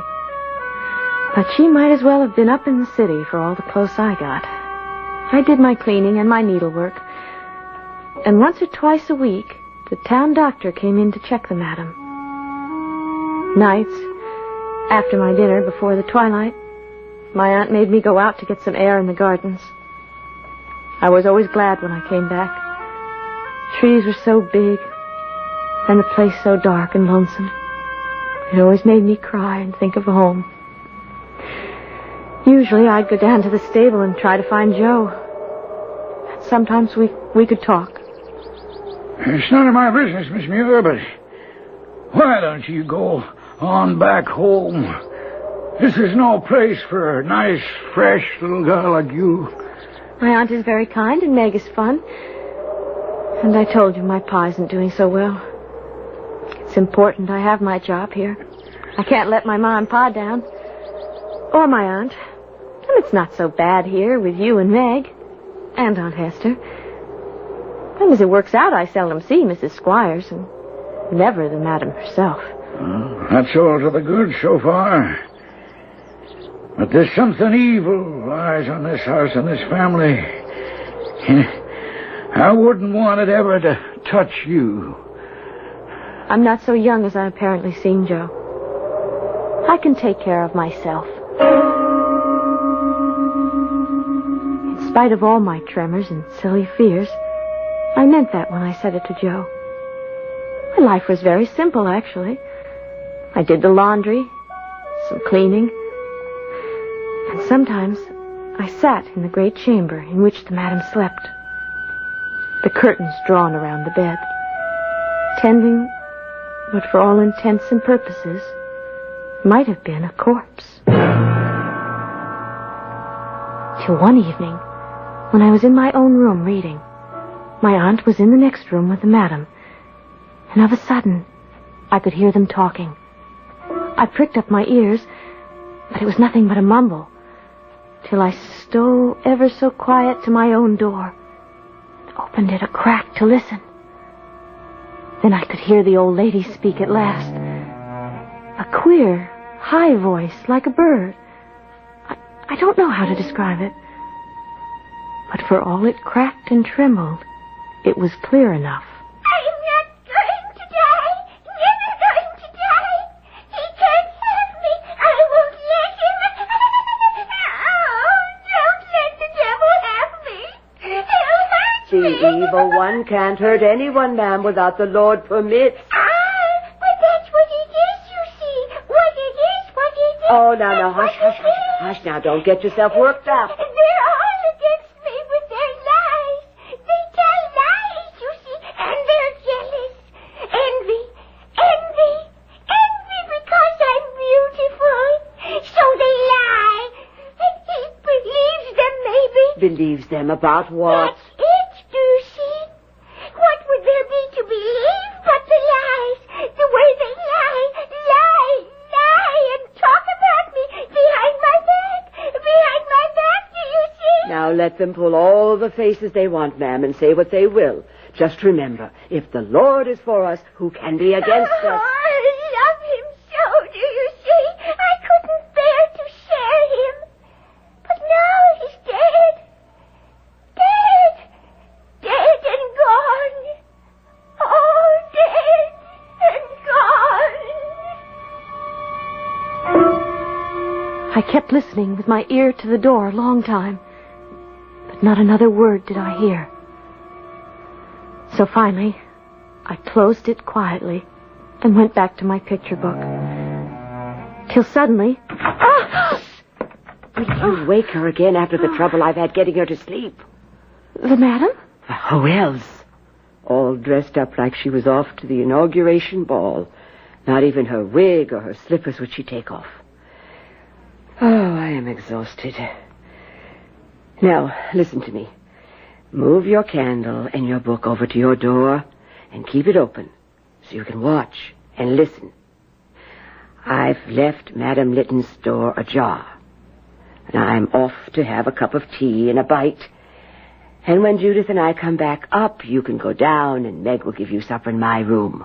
But if you hear her stir, mind, give me a call.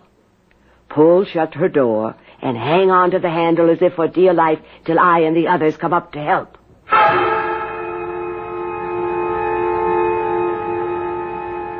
I sat there, trying to keep my eyes on the book, but they kept being drawn down the shadowed hall to the other door.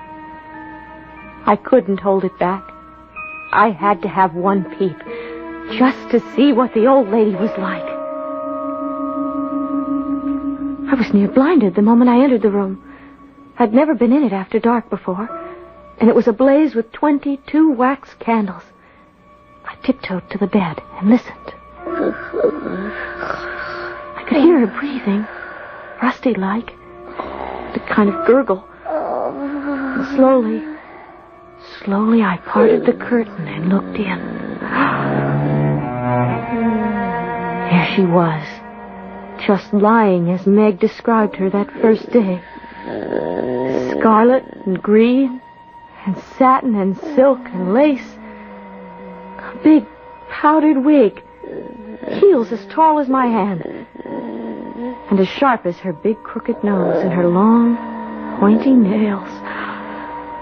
Half of the whites of her eyes were open. Her throat rattled as she breathed. I was frozen stiff with fright. And before I knew it, she opened her eyes and sat up, spun around and dropped her shoes to the ground with a clack. She stood up, pointing at me with a finger, like a corpse come to life. You young imp! You devil's brat! Why did you say it to my face? Say what, madam? Why did you say I killed the boy? What for? You know. Tell me or I'll shake the life out of you. I'll rake you with my nails till the blood runs. I'll spoil your beauty. No. Oh. Stop backing away. I have you in a corner. Now tell me, why did you say I killed the boy? I never said You lie. You lie. I'll tear you apart till you confess. No. Tear you apart with my hand. No.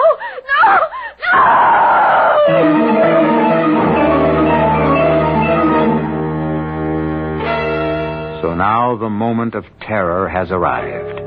Ellen, backed into a corner of the room, faces the demoniacal old beldame who advances on her, mad yellow-white eyes rolling in her head, her ancient wrinkled hands with the nails mounted on the fingers like knives reaching for her face and her throat. I'll return shortly with Act 3.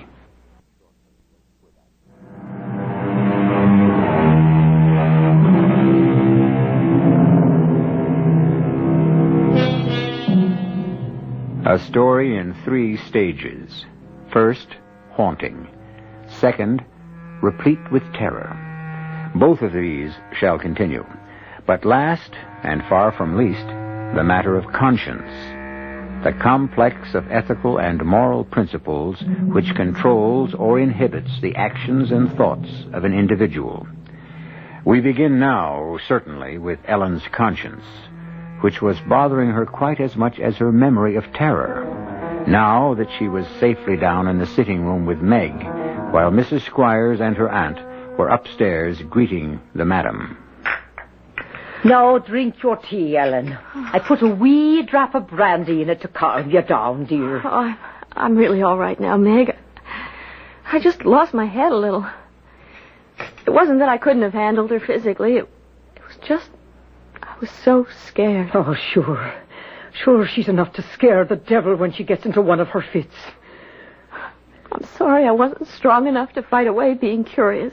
Well, this time curiosity didn't kill the cat. And I'm a mite curious myself for all that. About what? Would you say those words again the old lady said to you? Oh, she said, "Why do you say I killed the boy?" And did you say she killed the boy? Not I, Meg. Why would I say a thing like that? Oh, just a curious thing, love. That doesn't matter.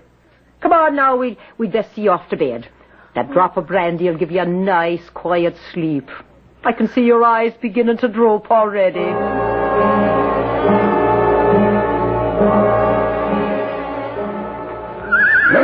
There, Jenny, my love. Nothing like a nice bath and a good rub down, but what ails you? Oh, hello there, little missy. Haven't seen you since all the excitement a day or so gone. How are you, Miss Muir? Oh, Joe, when we're alone, can it be just Ellen? Oh, I don't know. Might get me in trouble with Miss Milgram. That'd make 2 of us. Well, she'll come around. She's a good woman at heart, and she knows there isn't a single solitary person in the world without a bump of curiosity. Yes, I know Aunt Hester's only strict and not unkind. The trouble is... Trouble is what? The trouble is I'm still suffering from that bump. Curiosity, eh? Uh-huh. What boy? Well, that's an old story, Missy. But if you want to hear it, I'll tell it as sure as I can. Now, mind, this is only second-hand from my father, who was groom here before me, and it's 70 years ago. You don't have to tell me if you don't want to, Joe. Ellen, what's the point not? Maybe it'll help you feel better, and that's all the reward I'd want. The madam, Mrs. Lytton, oh, she was a great beauty in her day, tell me. But when she married the owner of Malvern Grange, he was a widder, and he had a son about 9 years old. Is that the boy she was talking about? Well, I suppose. Well, why would she think she killed him? Oh, that was a terrible tragedy, little Miss Ellen. The boy, from what I hear, was a fine young man, full of energy and daring. There are those who say he was allowed too much liberty, because one day he just plain disappeared, and the hide and the hair of him was seen from that day forward, save only his hat found by the lake under a hawthorn bush. But where do they think he went? What happened to him? Well, his little boat was missing, so he must have drowned. Oh, how awful. My pa said that Mr. Lytton bore up under it, but the madam went to pieces for a long while. But she must have had children then, if... Oh, yes, after she got over the loss, she had a boy, Mr. Stanley, that was, who was the father of Dr. Edmund. Mr. Stanley died a few years ago, so the estate now belongs to Dr. Edmund, the old lady's grandson. To spend all those years worrying about something she couldn't help. And now to have it all back up at the end. Huh? What are you talking about, Ellen? Oh, I was just thinking. I know it's a good thing we all have a conscience, but it can be a terrible thing, too. Poor Madam Lytton. Must be just as conscience-stricken at what she might have done as I am at what I shouldn't have. What's that? She probably blames herself for not watching the little boy more closely. Just as I blame myself for trying to watch something closely that was none of my business. Oh, now, Ellen, a young girl, curious, you weren't to blame. No more than the madam, I guess. But try to tell your conscience that. My conscience was not to be easily set at rest, as I found out only too soon. Now, Ellen, will you stop your moping? Oh, how can I? Ever since the doctor came and I found out what that contraption hanging on the door was for. Oh, bless you, child. 'Tis not the first time she's been in the strait waistcoat. She's been in it many a time when she became violent. But does she have to be shut up in it? Well, the doctor's afraid she'll take another fit of madness as she's done before. It's all my fault. Oh, now how could it be your fault? Because I did something I shouldn't have. Oh, dear Mary in heaven, if we all lived our lives without doing some little thing we shouldn't have, we'd all be in the same leather jerkins. Well, it's on my conscience.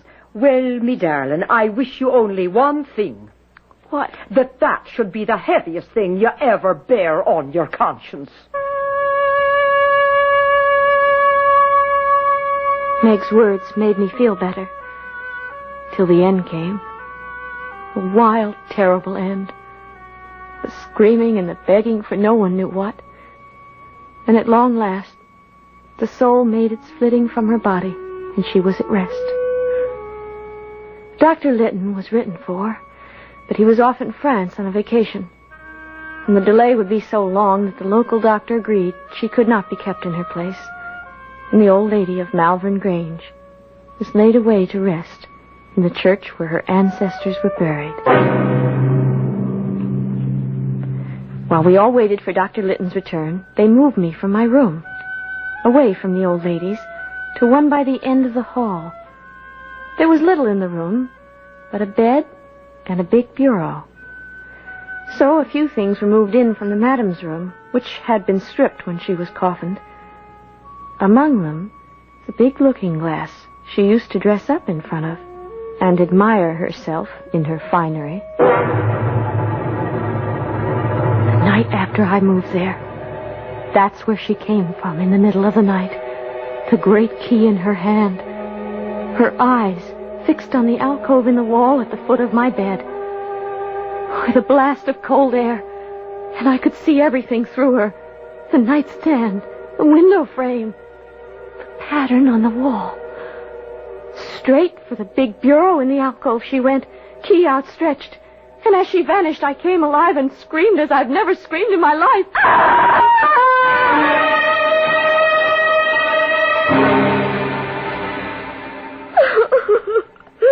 All right, Ellen, all right. It's all right now. Sorry. I'm sorry, Aunt Esther. Oh, maybe it was a dream. But Now, just tell me.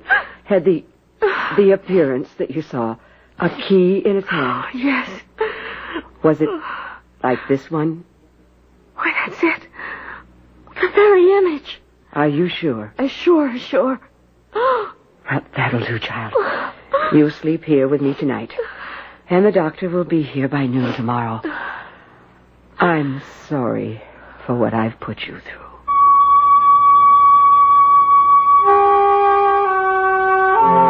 The doctor arrived promptly at noon the following day. And after a half an hour or so, closeted with my aunt in the housekeeper's room, I was called in and introduced. Now, what is this you say you saw, my dear? It was your grandmother, Dr. Litton.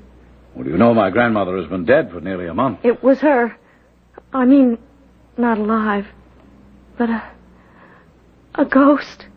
You believe in ghosts? I never did, sir, but I believe in this one. I could see right through her. And you say that she just walked into the big high bureau and disappeared? With a key in her hand. This key. Or its copy. Hold on a minute. You mean the room at the end of that hall to the left, up the stairs? Yes. And the bureau, you say, is in the alcove? Yes. Come on. We're going up there and bring that key.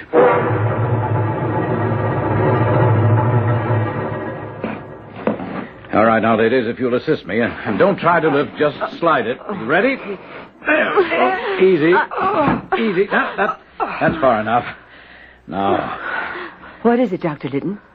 When I was a boy, 25 years ago, an old servant we had told me there used to be a door here. By heaven, there it is. The plate and jewels used to be kept here before the big pantry was built. Give me that key.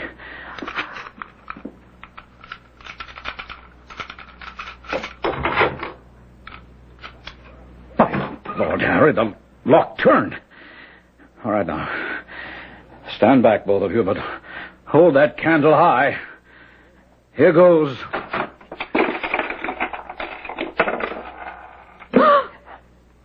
Oh, good Lord. What fell from the door as it opened was a small skeleton, its hands resting on the inside of the door, as if in a last plea for mercy.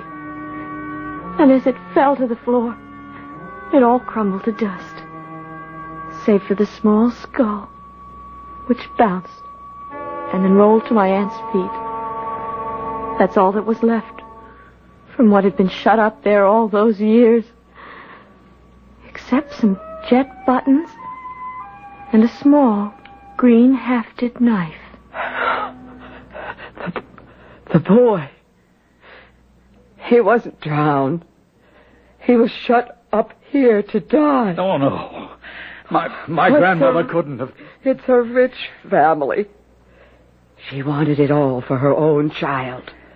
I damn myself for every minute of service I gave her. You can't be sure. When the boy disappeared, he was wearing a velvet suit with black jet buttons. You see? And his favorite possession was a green hafted knife. A knife from his father. But I And the key. The key Ellen saw the ghost carry, I found at the bottom of your grandmother's chest, beneath her wigs and gloves and jewels and silks and satins, under which she tried to hide her guilt. Well, it served her little at the last. She's where she feared she'd be in the end. With the black devil in the deeps of hell, where she belongs.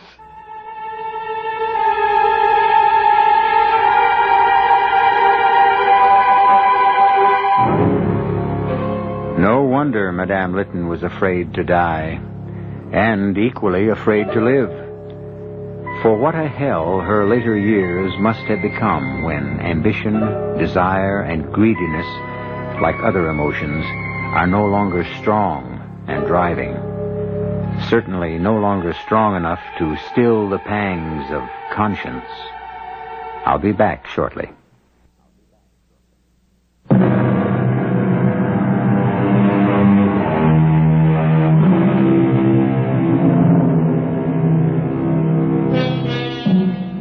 I find it hard nowadays to pass any neglected object by the water's edge without having to repress a shudder. A beer can, a pair of sunglasses, a sneaker, a child's pail, or most of all, a hat. For the moment I spot the object, I don't see it, but a poor little boy shut up to die in a sealed safe, where neither his cries nor his wild thumpings on the door or his prayers, if he knew how to say them, could be heard. Our cast included Jada Rowland, Ann Petoniak, Joan Shea, and Ian Martin. The entire production was under the direction of Hyman Brown.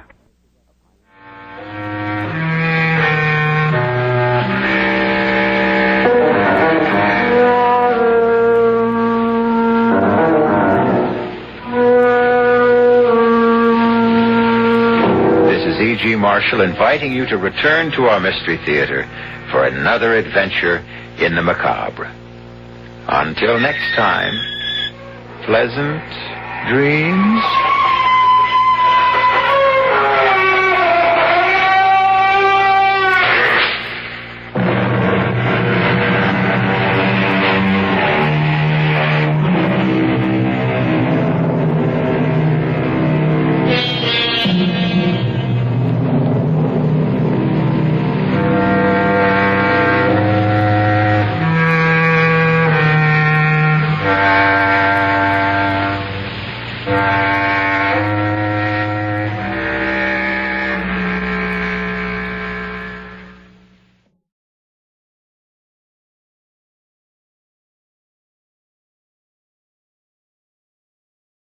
The CBS Radio Mystery Theater presents... Come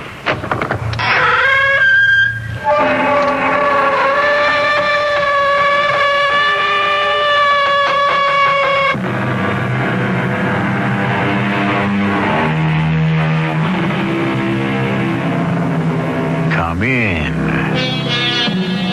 Welcome. I'm E.G. Marshall. What do a ladder leaning against a building, a black cat, spilt salt, or knocking on wood have in common? That's right. They're all superstitions. But since superstitions are only the children of ignorance, in this world of expanding knowledge, nobody really believes in them anymore. Or do they? And if anyone does, surely the calm, clear logic of 20th century science could illuminate, banish, and defeat the dark clouds of superstition. Or could it?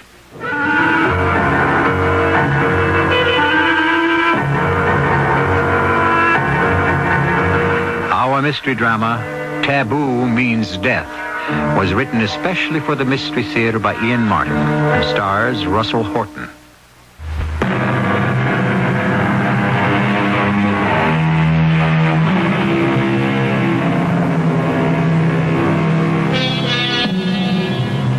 This story is out of today's headlines. Some of it you may remember. It shouldn't be too difficult to tempt you to listen to it, since in order to do so, you must travel with me the South Pacific to the island paradise of Western Samoa, Upolu. The capital of Western Samoa is Apia, a sleepy little port town whose main claim to fame is a hotel named Aggie Gray's. It is one of those special spots for travelers which dot the world. Their claim to fame? Haunt them, and sooner or later you will meet anyone or everyone you knew. Mac! Oh, Mac Calder! Huh? Who? Digger! Digger Brown! Hey, man, what brings you to Samoa? This is my territory, Yank. What brings you here? This and that. Business? Not exactly. Oh, I read you loud and clear. I won't pry. How do you like the Fia? The what? The entertainment you're watching. Oh, it's great, super. I was just trying to figure out what kind of short long johns the guys wear under their skirts. Skirts? Oh, I see I've got to educate you, Yank.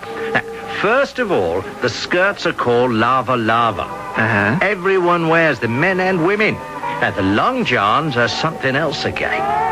Only the sons of the chief wear them.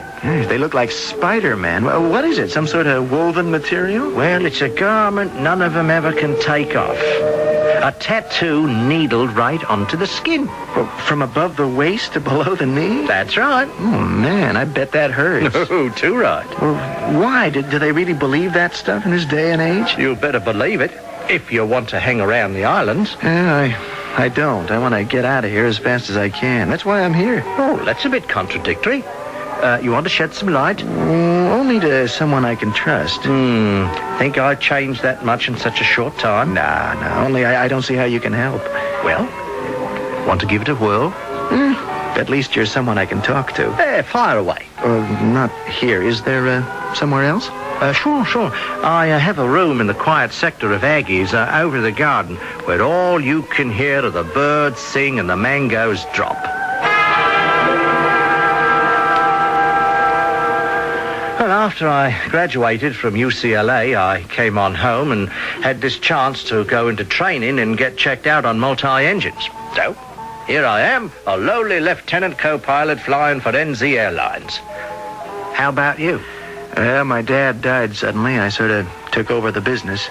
Oh, no more flying? Oh, sure. Dad and me had a private plane, and then there's the company jet I get a shot at handling now and again, when I can find time. Oh, big wheel in the business world, eh? Somebody had to take over, Digger. Oh, I'm sorry about your father, Mac. Well, so, what brings you down here to Samoa? A girl. Ooh, she must be some Sheila to bring you 8,000 miles. She is. Well, you know her, Digger. I do? Yeah. You remember Noelani? Noelani Matoma? Ooh, she'd be hard to forget, especially here on Ipolo. Hey, is that what brought you to our side of the globe? The big Fia? Oh, I don't know what you mean. Noelani's wedding. She's going to be married next week. Married? So, that's why she stopped. Digger, you've got to help me. I never knew, Mac, that Nonny and you... Well, I mean, you dated around and all that, but I never reckoned it anything serious. Why not, Digger? Well, I don't know. I mean, sure, we all went to the university together, but Nonny... Well, I mean, Noelani was special. Because she was Samoan? Because she was a princess. Royalty. Well, maybe in your frame of reference that doesn't mean so much. It doesn't mean a damn. She's the girl I love, and I want to marry. It looks a bit late for that, Mac. Why? She can't marry anyone but me, Digger. Her letters were full of plans for our marriage until they stopped coming. Well, maybe the lady changed her mind. No, I'll never believe that. Somebody, her parents, must have stopped her from writing, or else they kept my letters from her. Digger, that wedding has got to be stopped. You've got to help me. Mac, old bloke, this isn't America. You mess around with island people with an ancient way of life and customs neither me nor you could understand, and you're asking to get your head handed to you in a basket. I'll take my chances. No. Count me out. I don't want anyone laying any curse on me, or worse. Oh, come off it, Digger. I've never seen you run scared. Well, you're seeing it now. Well, anyway, I won't be around. I've got to pull out of here tomorrow for Fiji with my crew to pick up a flight down from Mandy to Auckland. You know, I am a working stiff, you know. Okay. Do one thing for me, Digger, huh? What? Well, you know the ropes here. I can't even locate Nonny. No one will tell me where she is. Will you find her for me? Well, yes, at least I can do that, chum. Maybe I can even arrange for you to have a talk somewhere.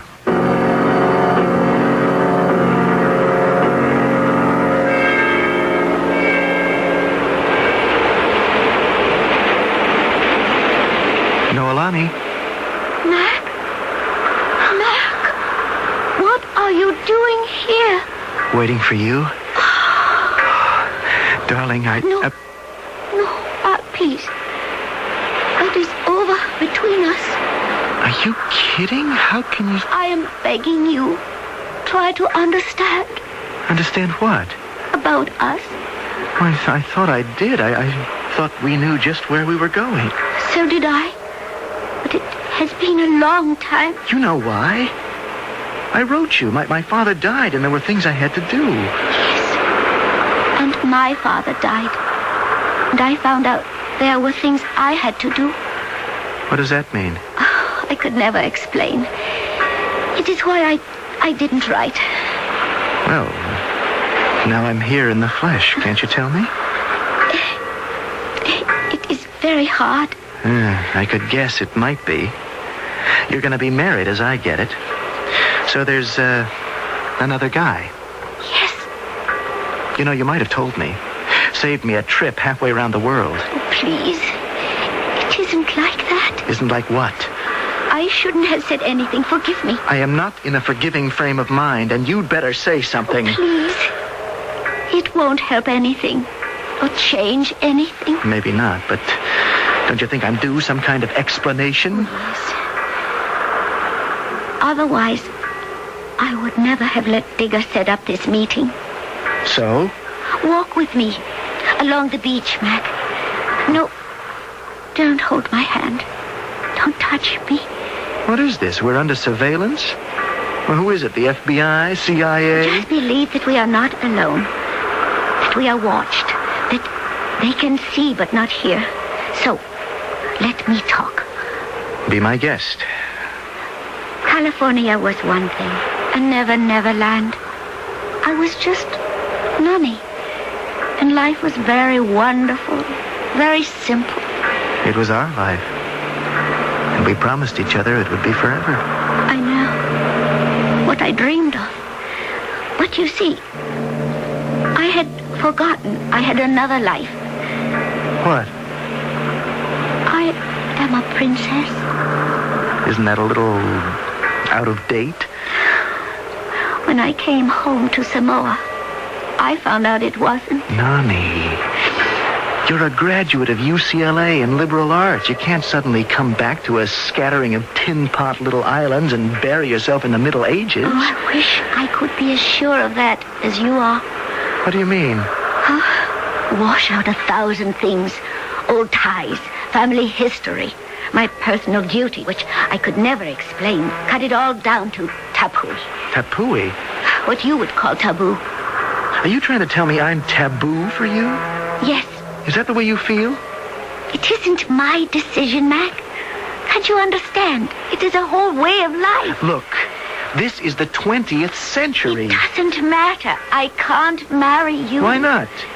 It is not my decision. Well, whose decision is it? Because I am a princess. The village council. Well, now, who in heck are they to interfere? To keep the bloodlines clear. It is their right. What bloodlines? I am Samoan. Nani, I am getting you out of all this. Let's go, right now. I can't, Mac. Of course you can. You don't understand. The marriage has been arranged. I am a princess in a family of royalty. I can't let them down. Sure you can. Just let me show you. You can't make it that simple. Oh, can't I? No. Because you don't know what is involved. You've already told me. But I can't explain all the centuries of custom and everything behind it. A whole other world. So? You step out of it. I can't. Why? It is why I agreed to see you today. Because I am under a curse. What? If I should marry you or go with you, we would go only to death. Who says? The Dilatus has spoken. He has pointed the bone. If we try to be together, we cannot fight the gods. We are condemned. Oh, honey, you believe that nonsense? It is hard for me, back now in this strange world, to know what I believe in. Can't you just believe in me? It is all I ever want to. But... What is it? I don't want to bring you disaster. And without my mother's agreement to us, I would be so afraid. So, let's talk to your mother.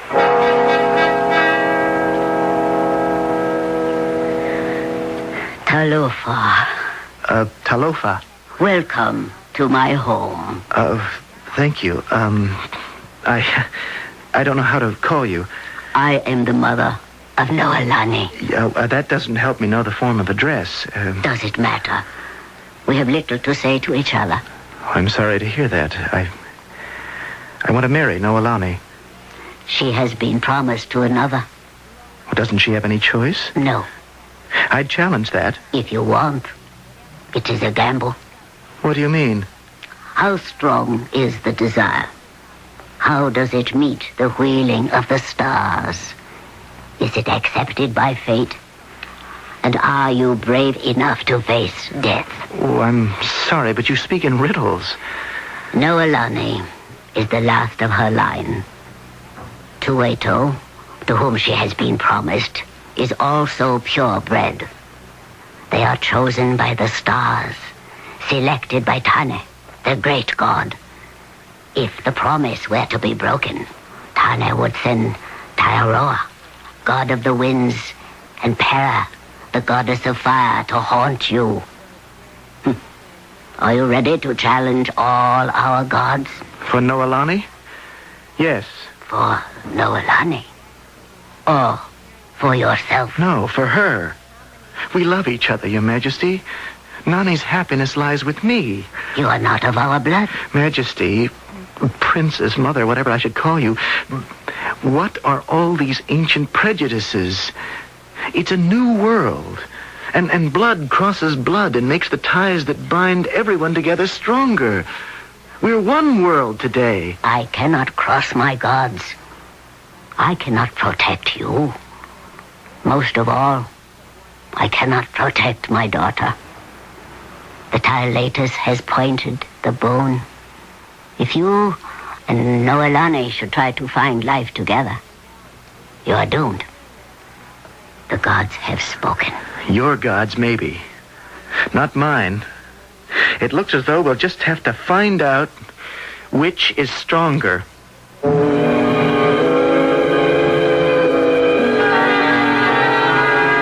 battle lines are drawn in an age-old conflict. The ways of yesterday against today's. It can happen in any society. And we have our ethnic divisions in every major city and half the towns across the continent. But there is one element here that makes it all a little different. A curse, an ancient civilization, and the threat of strange gods beyond our Western comprehension. I shall return shortly with Act 2.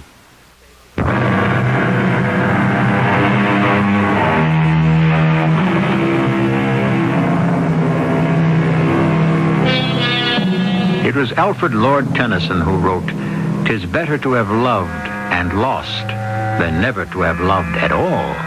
But to be in love and have the reason for losing so antiquated and unreasonable as Mac Calder faces is a very special agony. A determination that under no circumstances will he lose. First, convince Noelani of that, and then find the way. We've got to talk, Noelani. Not here. We are watched. What did my mother say? Well, she's not against us exactly, but look, where can we talk? When? The sooner the better. Tonight? Not at night.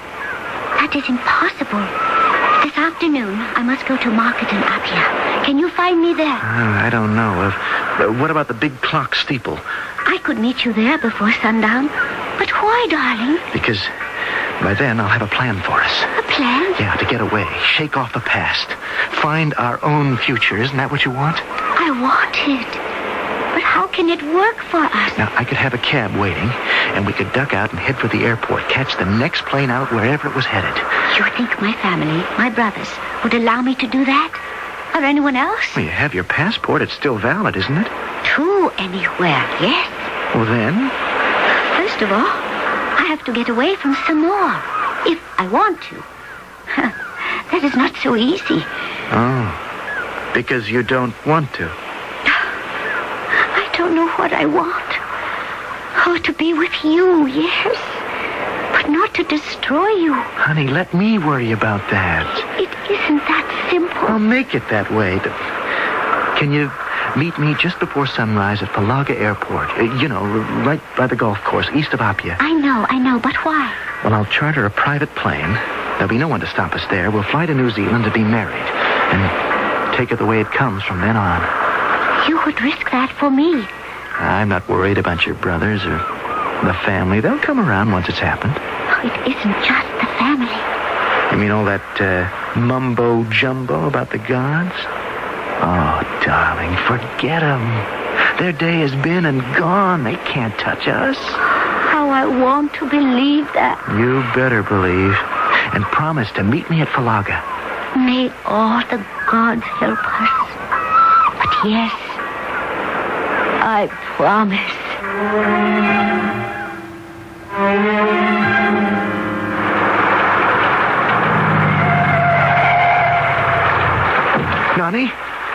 Nani, darling? Oh, Ma, I'm here. Oh, I'd just about given up. I thought you weren't coming. I just about did give up. The weather. It is not a good omen. It's nothing, just some rain and a light cloud cover. We'll be out of it at 5,000 feet, and it's a cinch the rest of the way in. You have a plane? Yeah, a Cessna 172 high wing. There she is, all set and ready to go. That little thing, it can make it all the way to... Where are we going? Auckland, New Zealand. We'll be married there right after we land. And then we'll grab a 747 or DC-10 for the little old USA. I still don't see how a little plane like that... I have extra wing tanks just in case, but it'll be no sweat. Trust me? If I didn't, would I be here? I promise you, Nani, you're never going to regret this. As God is my witness. I want to feel the same way. I just hope my gods will smile on us, too. Hey, don't pay attention to the sound effects. We're going to leave all that behind. And head right into the eye of the storm. Nani, forget it. We're walking out tall. You can count on it.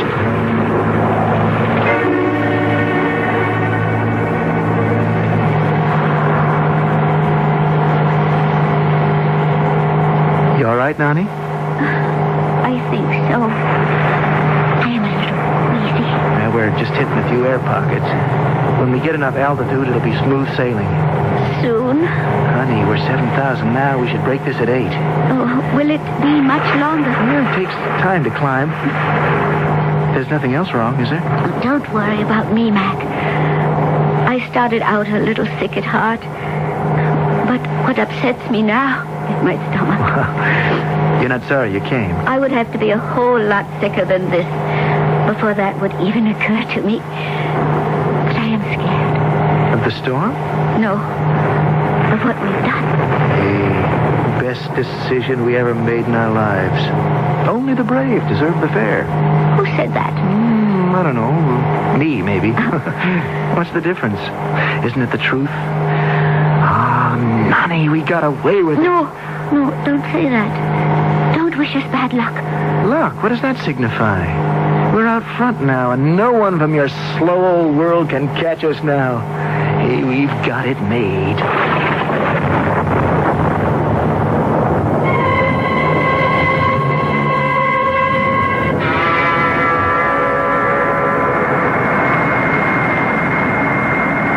Hello, Stuart. Got all your passengers sorted out? We're flying light, if we fly. Do we? Now, what does that mean? The weather? Oh, no sweat. We'll get above it most of the way into Auckland. Still, better keep your passengers belted in. It could be a bit choppy. Well, you better get on up to the flight deck. Your pilot's waiting. That you, Digger? Lieutenant Brown, model co-pilot, reporting to the flight deck, Captain Jameson. Yes, I can do without the commandant. Everything ship-shape back there? Sure. So we're flying pretty light. You could shoot possums back there without ever getting near a passenger. If we're flying. What's that mean? Well, did you get clearance from the tower yet? Not yet, but we will. Weather looks a bit rough. Yeah, we'll be out of this by 10,000 and have it clear all the way into Auckland. Well, we still might get a lot of chop on an electrical winger like this. Yeah, we'll leave the seatbelt sign on. And there it is. We're cleared. Good old DC Tebs. They can fly through anything. Too right. But I pity any light craft that had to climb over this. It'd take a real beating on the way up. Here we go. What's your ETA? Corrected for New Zealand time. Unless we run into a wind change, we should hit Auckland about 16:30 hours.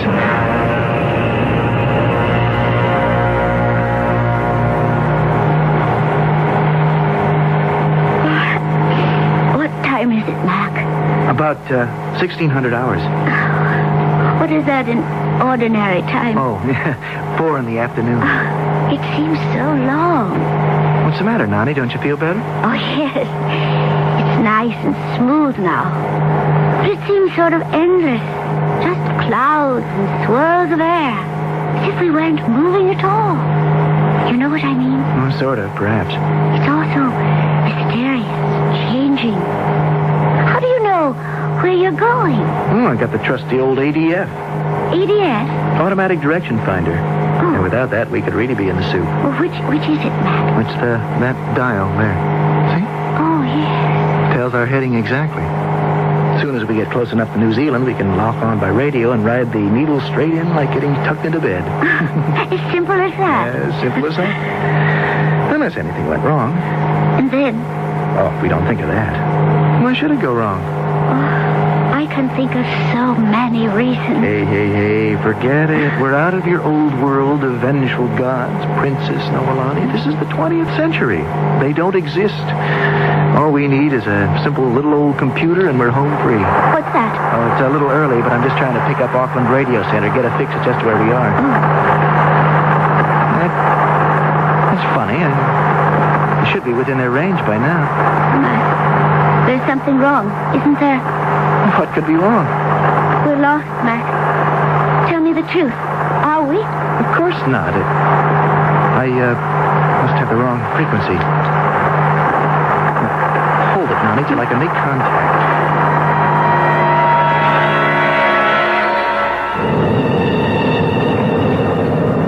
2 more years of this, Digger, and I'm up for pension. Where are you, on autopilot too? Oh, no, I'm sorry. I was thinking about that chum of mine in Samoa. Yeah, the one with the royal princess? The one without her. He's better off. He was flirting with trouble. Now, what were you saying? Yeah, nothing much. I was just thinking 2 more years I can duck out of the old NZ Airlines and take it easy. Oh, not you, Barry. You dry up on the beach. Oh, I don't know. I've got my sailboat. Between my pension and a part-time job, I could get down below there and sail this bloody ocean instead of overflying it. A lot more fun. Lot more fun than flying? These big crates, flying boxcars all done by computer, cut and dried, hiking a DC-10. Not much thrill to it. This is Auckland Radio Center to TE770Y. Do you read me?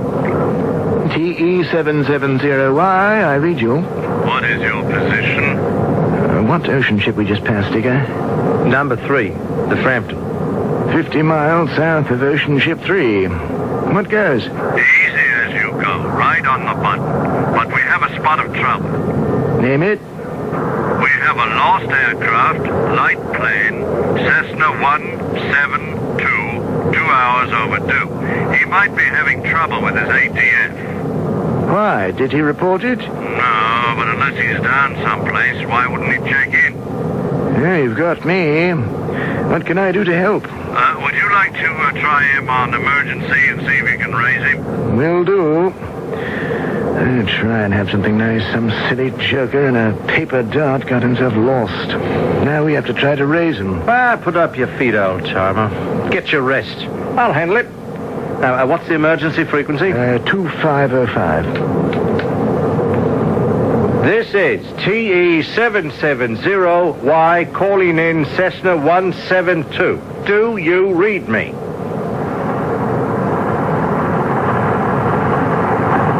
This is TE770Y calling in Cessna 172. Do you read?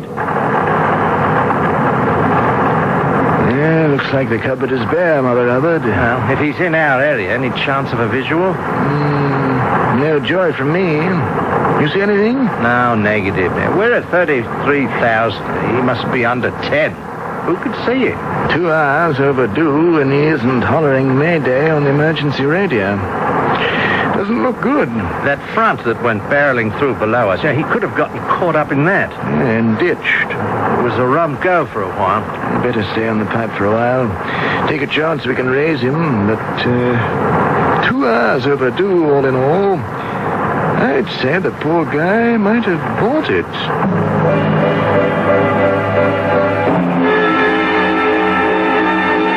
A small plane with limited fuel adrift on the vast expanse of the South Pacific.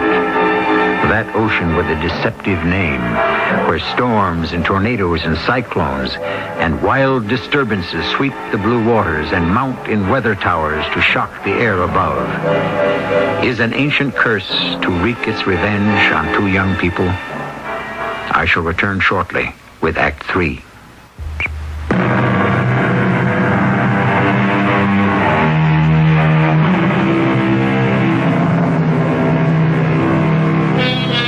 The Pacific Ocean, the largest body of water in our world, some 63,801,500 square miles.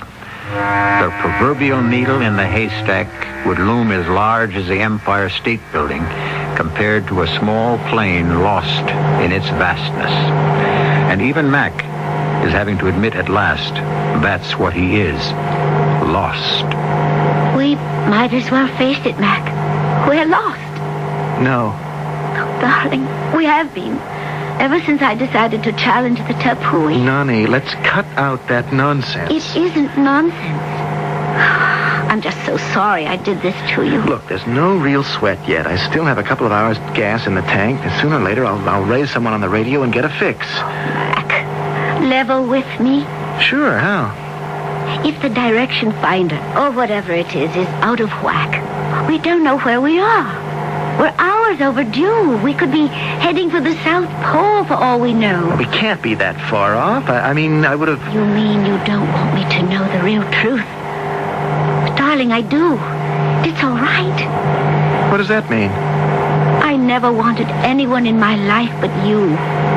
I'm glad I defied those old gods and came with you. Hey, Nani, don't cash us in yet. All of them. They made me feel the gods had set their faces against us. Oh, I know it isn't right. But it's how they made me feel. It's a kind of brainwashing. I wasn't strong enough to stand against it alone. It's over. You can forget it. I thought I had. Until what has happened has proved them right. No, Alani. Darling. Now listen to me. Do you believe in those gods more than you do in me? Oh, Mac, what can I say? Would you be here with me now if you did? No, I suppose. I guess not. Then you believe in my God and us. Promise me? What can he do to save us? I don't know. Only that he will, that he'll shatter the old taboo and splinter all those old bigotries and superstitions and bring us home safe. Just believe, darling. That's all I ask. All right, Mac. I believe. I really do. What's that? It's the radio. Maybe we've made a contact. This is TE770Y calling in Cessna 172. Do you read? Cessna 172, acknowledge. Who are you? New Zealand, a flight from Auckland, DC-10. Are you lost? Yes, I think there's something wrong with my ADF. Do you know your position? Negative. How much fuel do you have left? Maybe 2 hours. Where are you? I could give you coordinates, but I don't think it matters. Do you have us in view? Negative. Hey, you sound kind of familiar. Who are you? Lieutenant Digger Brown, co-pilot DC-10 TE770Y. Digger! This is Mac. Mac Calder. Mac! What, you silly son of a sea cook? What are you doing starting up an air sea search? Well, you remember the friend of yours who had a Cessna? I borrowed it to sneak Noelani out of the islands. And you got yourself lost, huh? Nani blames it on Taorotha and all those other old gods. I kept telling her we had a few guys on our side, too. Now you came through. Okay, for our side. Now, next thing. How do we boot you home? Never sell a New Zealander short. I know you'll figure out some way, Copper.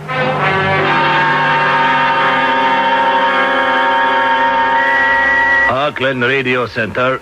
Captain Barry Jameson, TE770Y. We found your lost duckling, love. The Cessna 172. Right. Where? That's the question. Do you have him in view? No, Joy. We're going to try to box him in. Will you stand by to help us and open all channels? You have us all the way, but we have no other contact with him but you. How is he for fuel? Thumbs up so far, but it could get sticky. We'll stand by you all the way. Over and out.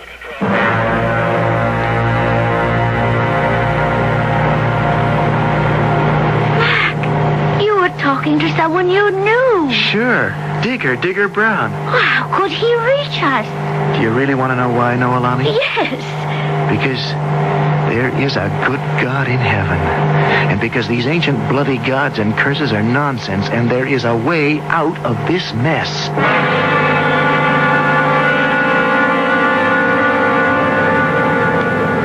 Okay, Hotshot, I bow to youth.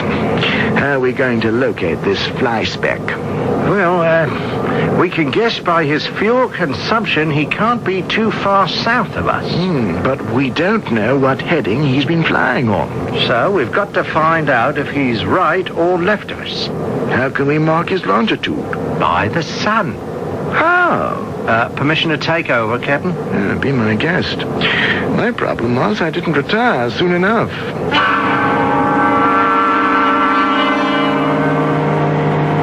Can you see the sun, Mac? Loud and clear. Okay, now, put your arm in front of you and measure how many fingers the sun is from the horizon. Roger, can do. Great. Now, I'm doing the same here. What do you read?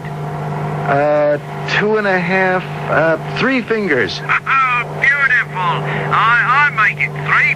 Now, we can't be that far apart. What altitude are you at? 9,500. We're at 33. Can you make us? No, nothing. We'll try to blow a contrail. Keep looking, and we're coming down to your level. Be right back to you. What's happening, Mac? Digger's bringing his big baby on down. They're going to throw a contrail we can see. What's a contrail? Oh, it's a kind of vapor a plane makes going through the atmosphere. Sometimes it crystallizes and makes a smoke trail. Not always. No. And if we can't see that? Maybe we can see the plane itself. Can't they see us? Honey, a little plane like this one is a grain of sand on a beach. If the light hit us right, maybe, but 95 chances out of 100, forget it. Then how can they find us? Just trust in God and the good people. Most of the time, we manage to squeak through.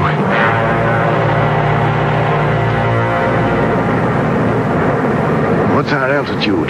12,000 and dropping. Says the sun. Yeah. It's going to be dark pretty soon. You'd better contact your boy again and tell him how tight it is. Will do.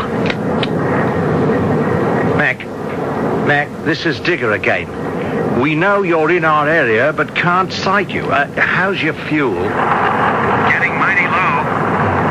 I suppose you can't see us? No way. There's just me, Nani, this plane, and 80 million miles of empty sea and sky. It is getting dark, chum. You're telling me? We have got to make contact. Now listen, we're going to dump some fuel. You and Nonny keep your eyes peeled for the trail. Now we've already come on down to about your altitude, 10,000. Watch for the fuel dump. If you don't see it in the air, you'll see it on the ocean. Roger? Roger. Over and out for now.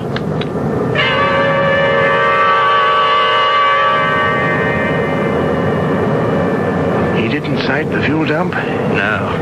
It's too late to try again. The sun's gone. Very? What, Dig?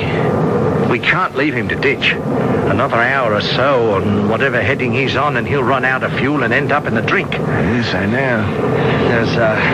There's just one more chance. What? Yeah. Let me talk to him again. Digger here. Do you read me? I read you. Now, I can't dump any more fuel. It's too dark for you to pick up our trail. Now, there's just one more chance. Hey, I'll grab whatever you've got. It's just a hunch. But I have a feeling we're not that far apart. Now, I'm coming down out of the cloud cover. You go down, too. It's almost dark now. As soon as it is, I'm turning up every damn light on this plane till we're glowing like a Christmas tree. Cabin, landing lights, strobes, emergency, everything. So you better be like any one of the 3 wise men and follow yonder star. Merry Christmas, bloke.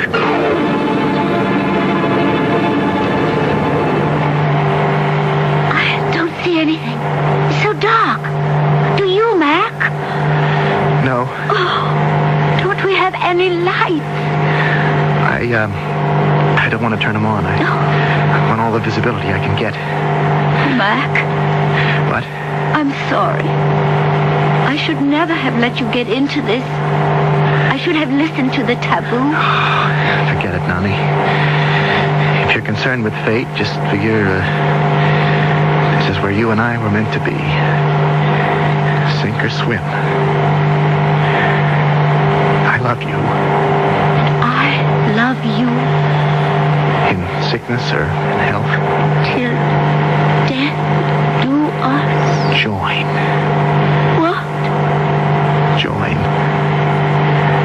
Nothing will ever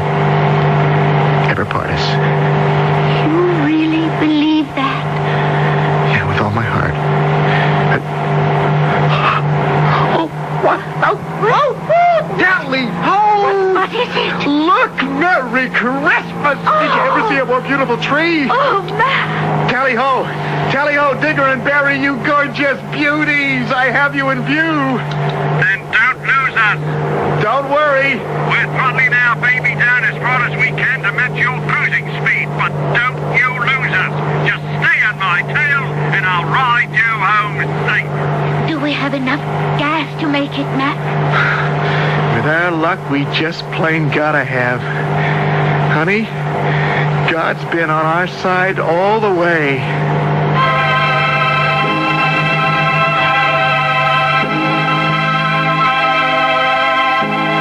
I said in the beginning that most of this was a true story. The small plane landed with bone-dry tanks. 5 minutes more, and the engine would have failed. Of course, the pilot was alone, and the rest of the story was imaginary. But wasn't it much more fun to imagine that this was the way it really happened? I'll be back shortly.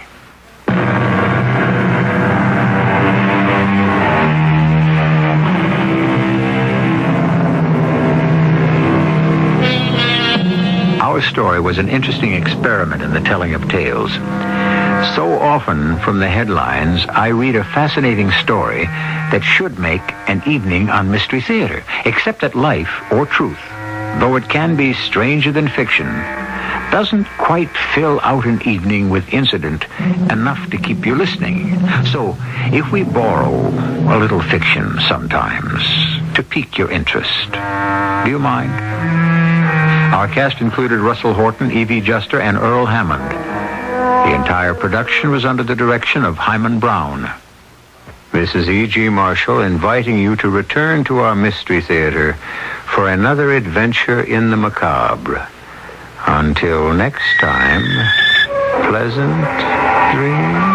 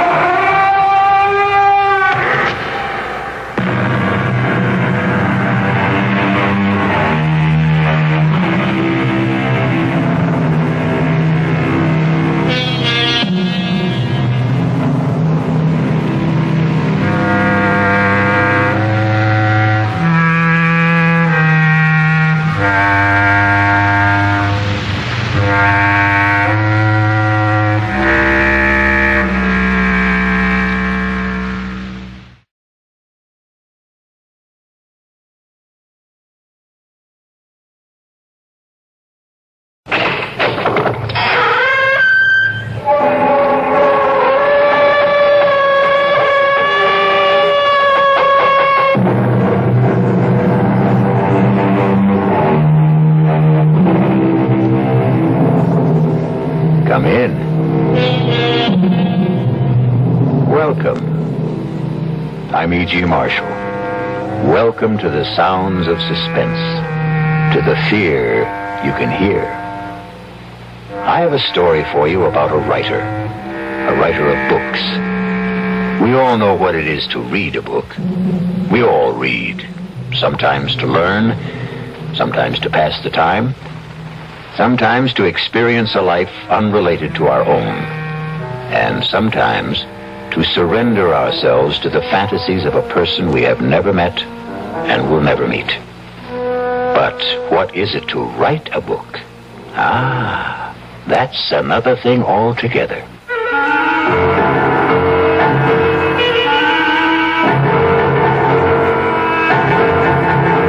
Our mystery drama, 3 Women, was written especially for the Mystery Theater by Elspeth Eric and stars Ruth Ford.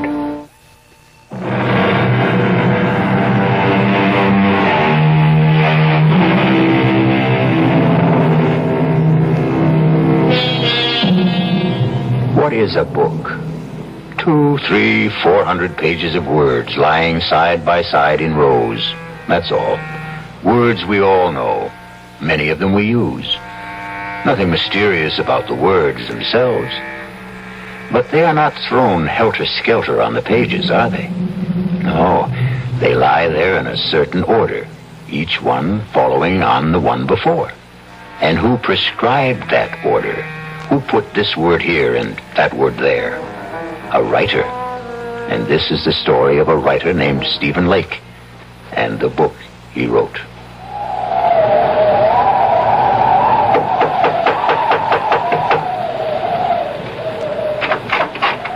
Yes? Does Mr. Lake live here? Yes? Is he home? Yeah, he's home. Could I see him? Well, he's working. Could you tell him, please, it's Mr. Higgins to see him? Higgins? I'm a publisher. Look, could I step inside? It's terribly cold out here. Yeah, I guess so. He really is working, isn't he? I mean, I hear him, his typewriter. You're a publisher, you say? Yes, that's right. If you just tell him... You can go on up. Up? Yeah, up that ladder. That's where he works, up there. Oh, thank you. If you get to the top, just bang on the trap door. Well, yes, thank you. Bang hard so he'll hear you. Yes, all right. He heard you. Mr. Lake, I'm Albert Higgins. Albert Higgins. Not from... Yes, from Higgins and Hart. All right to come up the rest of the way? All right. Well, I should say. Can you make it? Can I help you? I think I can. Yes. Here we are. I can't believe it. Mr. Albert Higgins. Very same. This where you work? Yes, it's the only place I can get away. I live with my wife and my mother-in-law. That was my mother-in-law who let you in. Well, it's nice and secluded up here, anyway. May I take your coat, Mr. Higgins? Oh, thank you. No, actually, I think I'll keep it on. You're cold. Well, it's awfully cold outside. Well, I think it's even colder in here. I get where I don't notice it. You have a stove, I see. Yes, but sometimes I forget to put wood in. Just a second, I'll get it going again. That's a real old Franklin stove, isn't it? Genuine article. I haven't seen a Franklin stove in years. They're great, if you remember to keep them lighted. Please sit down, Mr. Higgins. All right. Well, now, I'd better explain what I'm doing here. I'd sure like to know. My secretary handed me your manuscript just as I was leaving the office for the weekend. We have a little ski lodge up here, my wife and I, right up the road from you, as a matter of fact. Yes, I think maybe I've seen it. Right off Route 7, about a mile north. Yes, that's it.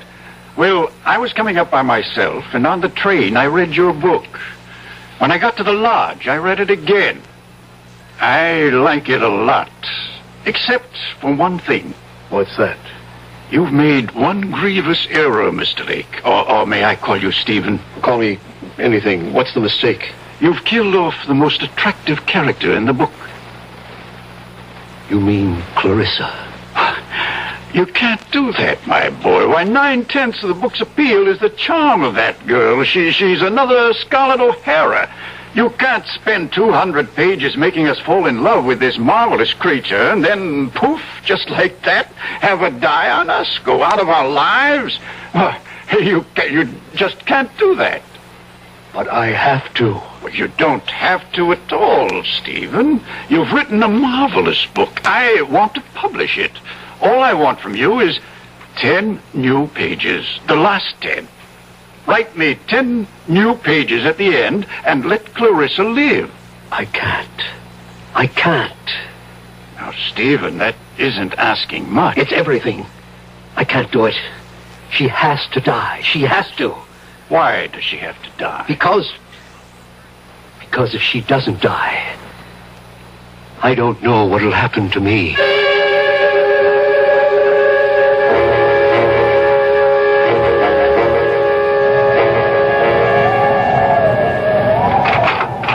Mama? That you, Loretta? It's me. Well, get your boots off. Is dinner ready? Just about. You call Stephen? He gets so wrapped up in his writing. Well, he's not wrapped up now. Listen to him. He's thinking, Mama. He's walking up and down to help him think. Well, he can't be putting words down every single minute. He's been walking up and down like that ever since that man left. What man? What, was somebody here? Mr. Higgins. Higgins? Albert Higgins? From Higgins and Hart? I believe he did say he was a publisher. Oh, Mama, it was our last hope. You know, every other publisher turned down Steve's novel, and he sent it to Higgins and Hart. But Mr. Higgins was here? They were up there together for about 15 minutes, and then the great Mr. Higgins came tumbling down the ladder like the devil himself was after him, very red in the face. Looked at me like everything was my fault and catapulted out of here. But you didn't ask Steve what happened? Or rather, when have I ever asked Mr. Genius-type novel writer Stephen Lake anything? If he feels like telling me, he'll tell me, which he never does. I'm going to find out. Good luck is all I can say. Stephen? Impossible. Absolutely impossible. Stephen! Impossible, Clarissa. I can't. Darling, are you all right? Loretta. Oh, you just get home? Mrs. McGinnis wanted her windows washed. Darling, Mama said... I don't want you washing windows. Stephen, Mama said there was a man here today, a Mr. Higgins? Albert Higgins. He really was here? He has a ski lodge up the road. He didn't just drop in, did he? What did he want? He read my book. He wants to publish it. Oh, Stephen, why didn't you say so? He wants me to change it. Well, does he want you to change it a lot? Completely. Oh. Well, would that be a lot of work? The last 10 pages. He wants me to let Clarissa live. Is that all? Oh, Stephen. What do you mean, is that all? Clarissa is supposed to die. It's all been decided. She has to die. I can't let her go on living just to please Mr. Higgins. But it's not just Mr. Higgins. Oh, Stephen, I wasn't going to tell you yet, not for a while. But I can't go on doing housework for other people much longer. I never wanted you to do housework for other people. But pretty soon, I won't be able to. I'm going to have a baby, Stephen. You're not. You must be wrong. Oh, no, I'm not wrong. Not about this. You must be. Well, Stephen, aren't you glad? Just a little bit, and coming right now. What with Mr. Higgins wanting to publish your book, why in the spring we'll both be having babies. You'd be having your book, and I'd be having... I can't let Clarissa live. I can't do it. She has to die. Just the way I wrote it, she has got to die. Stephen, you're frightening me. I'm sorry. What difference would it make if you let Clarissa live? All the difference in the world. It's not as if it were real. It's just a book. It's not just a book. Loretta, I can't talk about it anymore right now. Well, you think about it, won't you? About rewriting it? I'll think about it. Well, Mama says dinner's almost ready. I'll be right down. Well, don't be long. I won't. Clarissa, I can't let you live. Oh, yes, you can, darling. I can't. You can do anything you put your mind to, Stephen. Anything at all. You're such a great man, darling. You can do anything. Absolutely anything at all. You know you can. Mr. Higgins, this is Stephen Lake. I have to see you, sir. No, right away, if that's possible. I'll come to your place. Yes, it's better that way. In an hour? All right, sir. I'll be there. Oh, that's my sweet Stephen. My dear love. My own brilliant boy. My Stephen.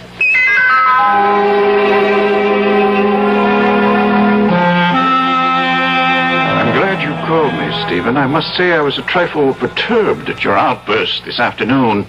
It seemed such a little thing I was asking, to kill off a character like Clarissa in the last 10 pages when you've spent the entire book constructing her magnetic personality. It's not right. I have to do it, sir. But it's cheating, leading your readers up the garden path. I'll tell you something which perhaps I shouldn't, but anyway, I discussed with my wife the possibility of a sequel to this book, using the same central character. Clarissa? It's a shame to waste a character like that on one book. There should be another, and perhaps another. How can we do that if you kill her off at the end of your first book? Mr. Higgins, I've been writing for 7 years steadily. I've never sold anything. 6 years ago, I got married. My wife, Loretta, has been working as a domestic all these years, and her mother goes out every day to do other people's laundry. I haven't brought in 1 red cent in all that time. But now you will. Lots of red cent. The house we're living in, that's an abandoned 1-room schoolhouse. We bought it a year ago with every cent we had in the savings bank. $400. At a county auction. The room where I work used to be the place where they stored supplies. We got the Franklin stove from a junkyard. If you want the truth, we stole it. Young risers never have it easy, Stephen. My wife has never complained, never once. She's scrubbed other women's floors. She's washed their dishes and dusted their furniture and scoured their bathtubs and polished their silver. Well, in view of all this, I should think you'd jump at the chance to have your novel published. I do jump at it. I am jumping at it. Only I can't let Clarissa live. She's got to die 10 pages from the end of the book. But that's unreasonable. Don't you think I wanted her to live? Don't you think I kept her alive as long as I could? You think I wanted to kill her? I had to. I can't for the life of me see why. Because I'd fallen in love with her. Oh, come now, Stephen. Deeply, hopelessly, irrevocably in love. Now, my boy, I've been a publisher a long time. I've talked to dozens of authors. They all fall in love with characters they've created. It happens all the time.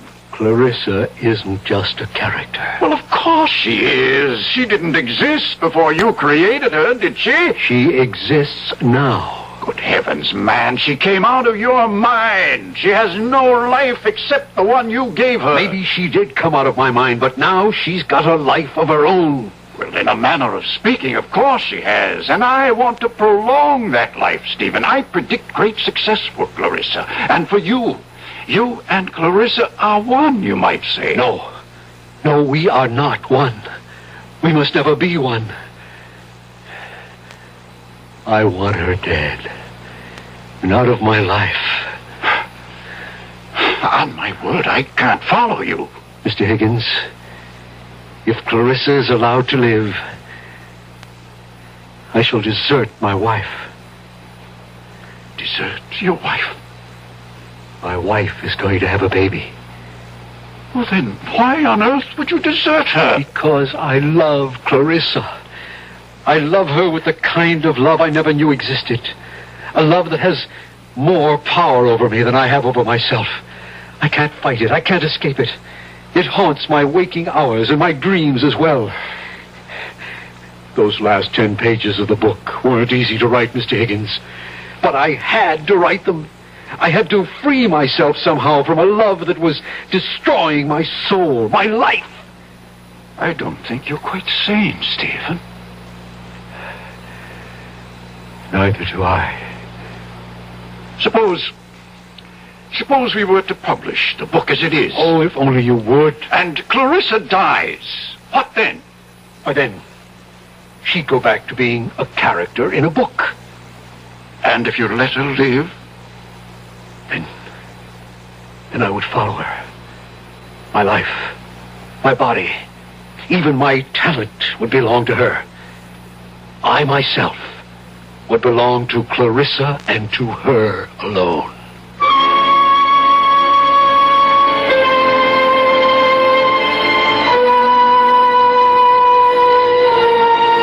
Everybody talks about love, but nobody does anything about it.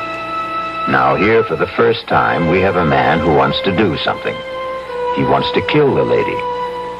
It may not be the perfect solution, not one to be universally recommended. Still, it's something. We'll be back shortly with Act 2.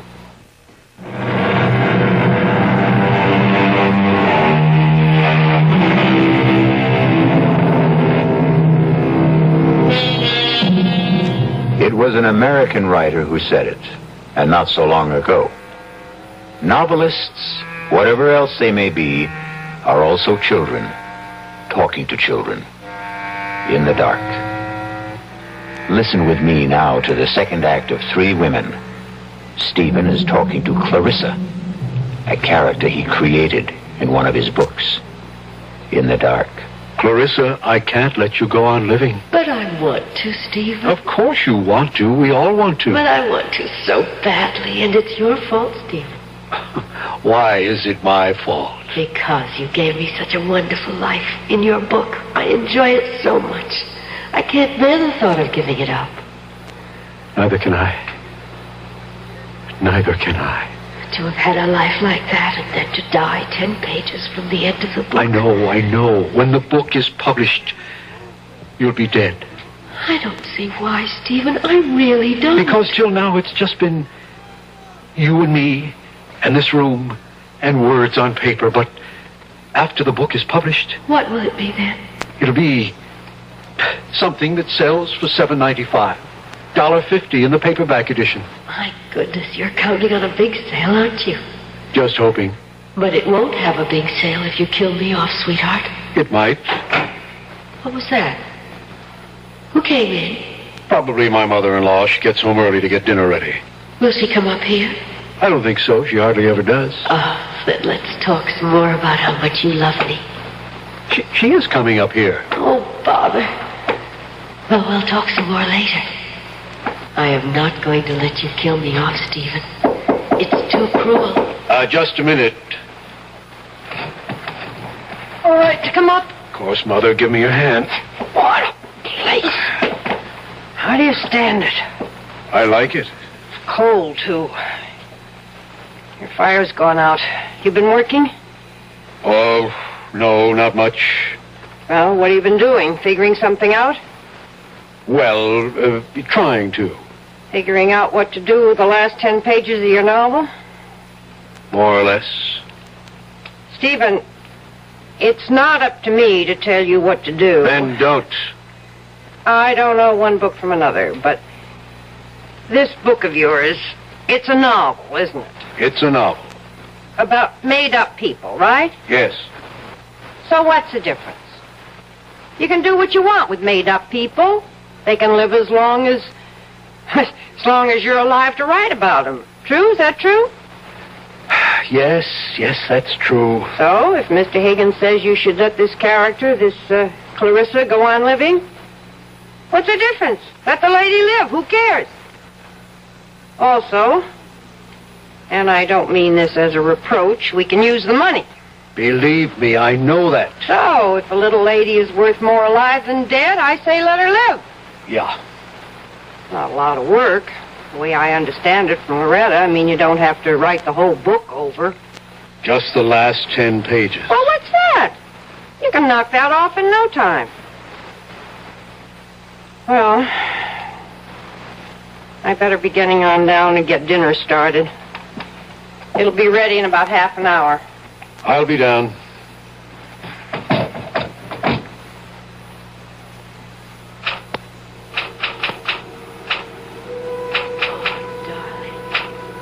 Darling, yes. Yes, sweetheart. The cold hand I held, wet with my tears. Oh, Stephen, that's beautiful. Stirred ever so little. The fingers moved faintly in mine. Oh, Stephen, yes.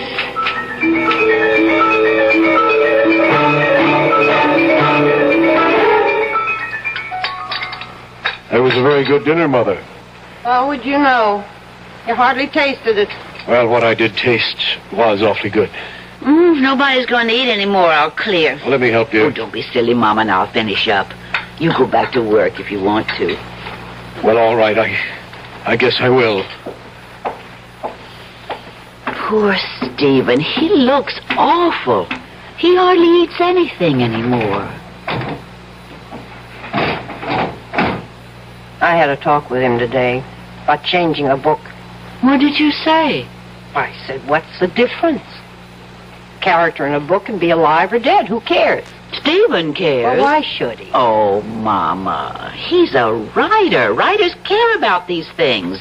It has something to do with, artistic integrity.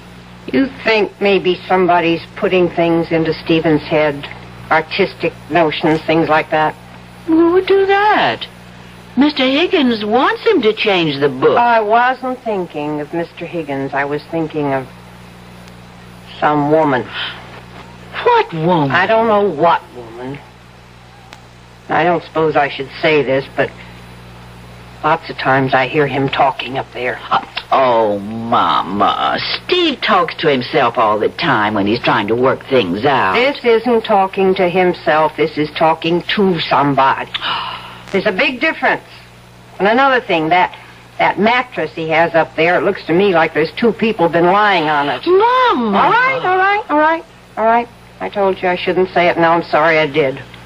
He didn't seem very happy about the baby. I should have kept my mouth shut. Oh, that's all right.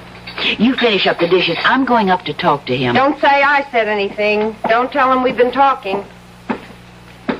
I won't. Yeah, just a second. I'm not disturbing you, am I? Of course not. Well, I didn't hear the typewriters, so, Stephen, do you love me? What kind of a question is that? It's the kind of question wives are always asking, even if they never say the words. Yes. I love you. Are you glad we're going to have a child? Yes. Yes, I'm glad we're going to have a child. Well, ask a straight question, you get a straight answer. That's the way it should be. So, I'll ask you another one. Why don't you want to change the book? Loretta, I just don't. Well, it's not a straight answer. I know it isn't. I just can't. Stephen, I'm going to ask you another straight question. Are you interested in some other woman? Interested? No. Because if you are, I'll go away. No, I don't want you to go away. I'll go away and have the baby someplace else. Till you get over this other woman, then I'll come back. Or if you don't get over her, I'll stay away. Oh, Loretta. Stephen, can you swear to me that there's no other woman in your life except me? Can you promise me that? Loretta, I swear to you, I promise you, that I love you. That I love you, that I want you for my wife for always, for as long as we live. I guess I'll have to be satisfied with that. It's the truth. All right. I'll let you work now. Oh, I thought she'd never leave. Please, Clarissa, I don't feel like talking to you right now. Why didn't you tell her about me? How could I tell her about you? She wouldn't believe me. Nobody would. Darling, you know what I was thinking while Loretta was going on and on about herself and you and the baby she's going to have? I was thinking, why don't I have a baby? Oh, not in this book, of course, but later on in some other book. I'll have this perfectly gorgeous child who'll have my sweet disposition and your marvelous brains. How about that?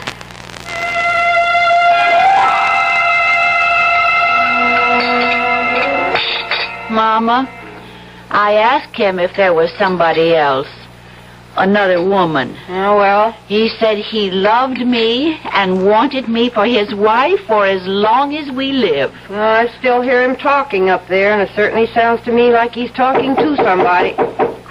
Who do you suppose that is? There's one way to find out. Oh, Mr. Higgins, come in before you freeze to death. Winter's closing in on us. It sure is. How are you, Mr. Higgins? Fine. I thrive on the cold. Mrs. Lake, your husband's in, I hope. He's up there, working, I guess. Has he talked to you about, about Clarissa, keeping her alive? He just says he doesn't want to. All right to go up and see him? Oh, I'm sure it is. Good luck, Mr. Higgins. Thank you.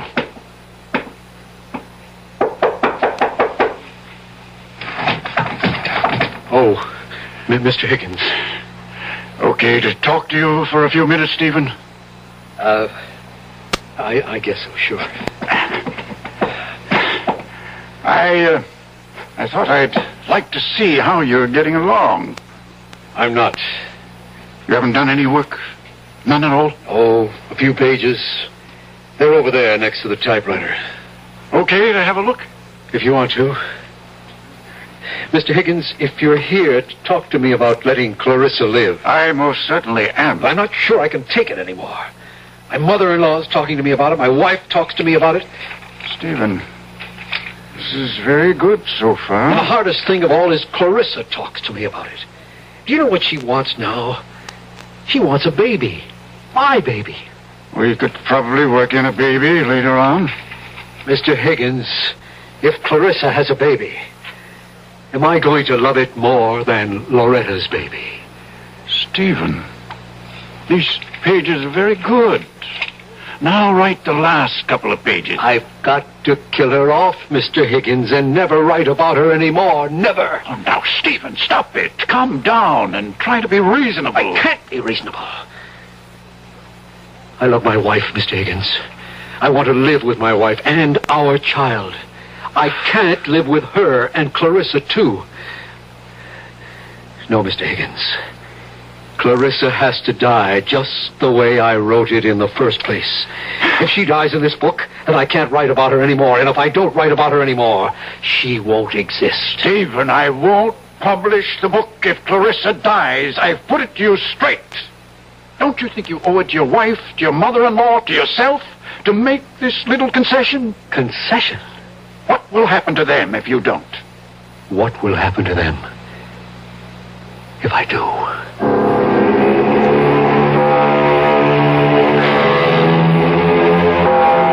Money is the root of all evil, and killing is certainly evil.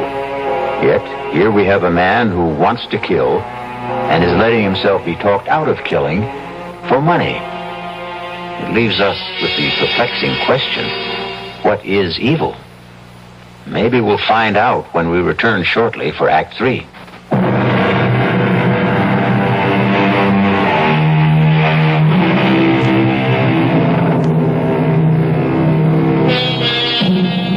Pity the poor novelist, alone with his thoughts, his visions, his conceits, his fancies, his only solid, substantial companion, his typewriter. Stephen? What is it, Clarissa? Everybody wants me to live except you. I know. And you're the one who loves me. I know. Nobody else even knows me. Except from reading the book, and that's not really knowing. Clarissa, I wish you'd let me work. How am I doing? You're living. Oh. Just barely, but you're living. I thought I was. Because I was feeling so warm and loving about you. I know the only reason you're keeping me alive is for the money.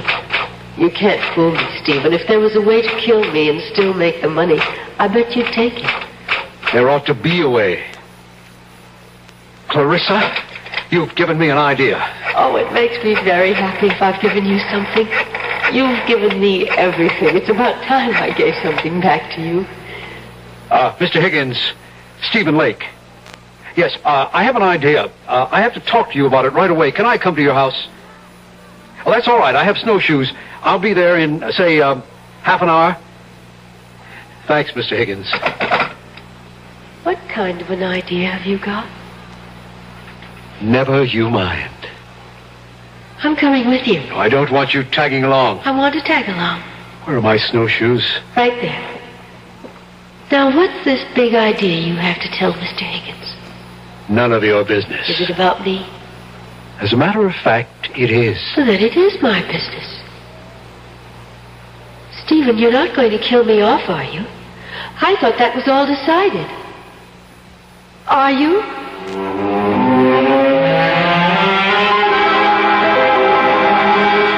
Now, my idea is this, Mr. Higgins. I'll finish up the book just the way you want it. Good. Clarissa stirs and comes to life. Whatever it was she was dying of, she only went into coma, etc., etc. I'll work it out. I'll give you the book in a couple of days, maybe by tomorrow. Good. Then, if you still like it... Oh, I'll like it. it's yours. Only, I want it in my contract that whatever money the book makes goes to my wife. I want her to get all the proceeds. But it's your book. Well, I just happened to write it, that's all. And writing it, I nearly ruined my wife's happiness and my own. I don't want any money for that. Stephen, it seems to me that you're simply feeling guilty about your feelings for Clarissa. I am. Guilty as hell. And about the other books, the ones after this one. You're not going to tell me you don't want any of that money either. I want somebody else to write those things, not me. You're joking. Mr. Higgins, I've got to get Clarissa out of my head. And the only way to do that is to put her into somebody else's head.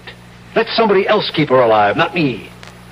Well, I suppose we could find a ghostwriter, but at least let me have those last 10 pages with Clarissa alive. Mr. Higgins, you'll have them. Tonight.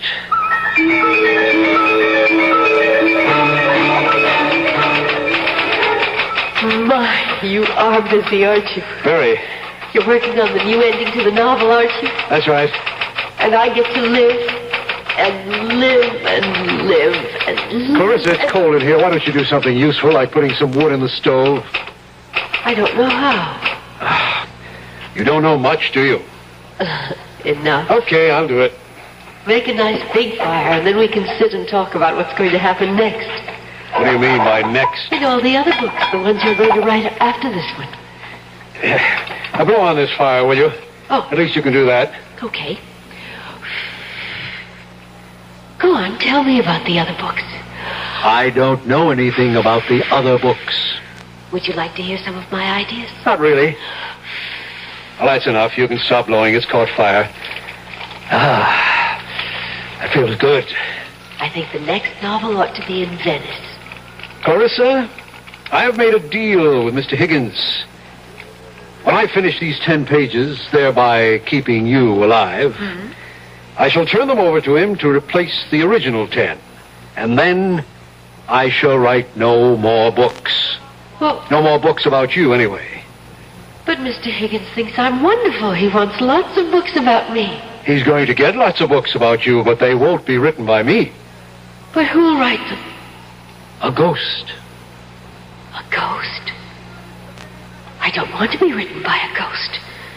I'm part ghost myself. Oh, he'll be a real live man. A ghost writer. That's what they are called in the publishing business. But it won't be you? Definitely not me. But it will be a real live man. Yes. And now, if you'll excuse me, I'd like to get back to work. I wonder, will he be as handsome as you? Handsomer, probably. I wonder, will he love me the way you do? For his sake, I hope not. I wonder, will I love him? Why should you love him? Why not? You never loved me. Oh, that's the way you wrote it. I couldn't love anyone. Except yourself. But he might write me differently, mightn't he? He shouldn't. He should follow the character exactly as I've set it down in the first book. But if he falls in love with me, he might want it changed so I could fall in love with him.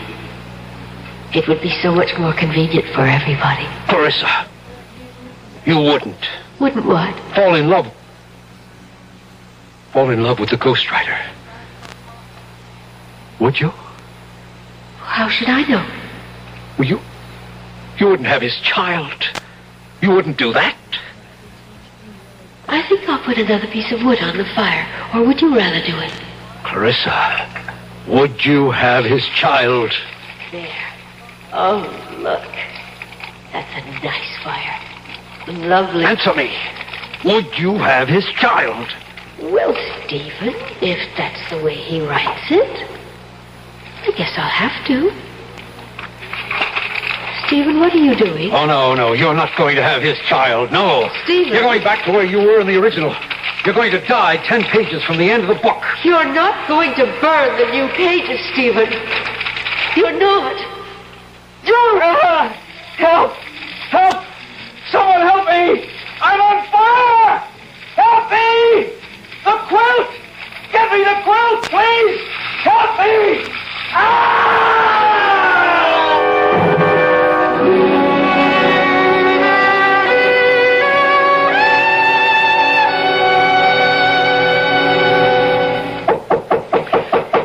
get it, Mama. Mrs. Lake. Mr. Higgins. It's Mr. Higgins, Mama. Oh. I haven't seen you since the funeral, Mr. Higgins. Thank you for the beautiful flowers. May I come in for a minute? Why, of course. Come in. Would you, like a cup of tea, Mr. Higgins? I was just about to put the kettle on. Thank you, no, Mrs. Lake. I haven't wanted to intrude before this on your grief. Such a terrible accident. Mama and I can't figure out how it happened. You know, Stephen knew that Franklin stove so well. He'd used it for years. And then... It was like it sort of blew up in his face. Mrs. Lake, he was working on the new ending for the novel when it happened. At least I think he was. Well, I don't know for sure, Mr. Higgins. He promised me I'd have the new pages that same night. He acted as though he couldn't wait to get started. Well, then I imagine that's what he was doing. Mrs. Lake, would you mind if I'm not intruding? Could I go up and take a look? You see, if I can find them, I can just substitute them for the original last 10 pages, and we can go right to work. I think we might be able to publish the book this spring. Why, that would be wonderful.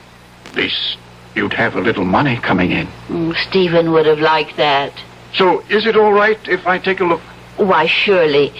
You don't mind if I don't go up there with you? I haven't wanted to somehow since the fire. No, that's quite all right. I'll go up by myself. Trapdoor's not locked, Mr. Higgins. Make it all right? Yes, thank you. Fine. Oh, I suppose I should have cleaned up that place, but I just couldn't. No hurry. When the time comes, I'll do it. It never entered my head to look for those 10 pages. No, they're mine. Mama, if he finds the pages and publishes the book, and if it's a success, that'll be nice, won't it? Mrs. Lake. What is it, Mr. Higgins? You found them? I found something. I found these 10 pages. Oh, thank the good Lord. All neatly stacked beside his typewriter. Oh, I'm so glad, Mr. Higgins. Glad? Have you read them? Well, no. Well, listen. Lovely, gorgeous Clarissa lifted her beautiful head. She wasn't dead after all. Well? But that's not the way Stephen writes. I could hardly believe my eyes. That creamy complexion was beginning to pinken. Pinken? There's no such word as pinken. My adorable sweetheart had only fainted and wasn't dead at all. My goodness, but I was happy. Now, I ask you... Stephen didn't write that way at all. Nothing like that. And who did? Who did write this awful trash? Mr. Higgins, you don't think that... Well, somebody wrote it. It's typed on his typewriter.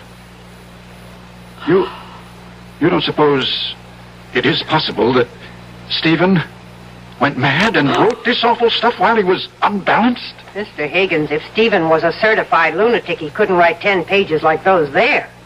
Do you want them to keep for any reason? Oh, I don't think so. Well, I'll take them home with me and burn them. Mr. Higgins, does this mean that there won't be any book at all? Why, I hadn't thought... I would so like to have a book of Stephen's published. Tell you what we'll do, Mrs. Lake. We'll go ahead and publish the original version, the one where Clarissa dies. You say something? No. Sounded like a ghost, kind of.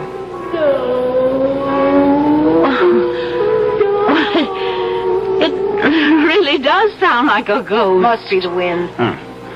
Well, I'll be getting along. And don't you worry, you two. There'll be a little money coming in. It's still a good novel, even with Clarissa dying. Too bad, though. I'd hoped Clarissa would have a long and happy life, but such is fate.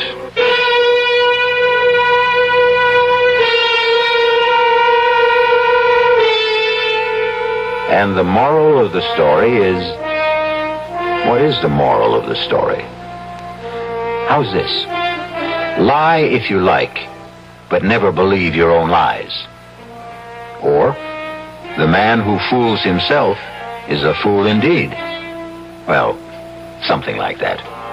You figure it out. I'll be back shortly.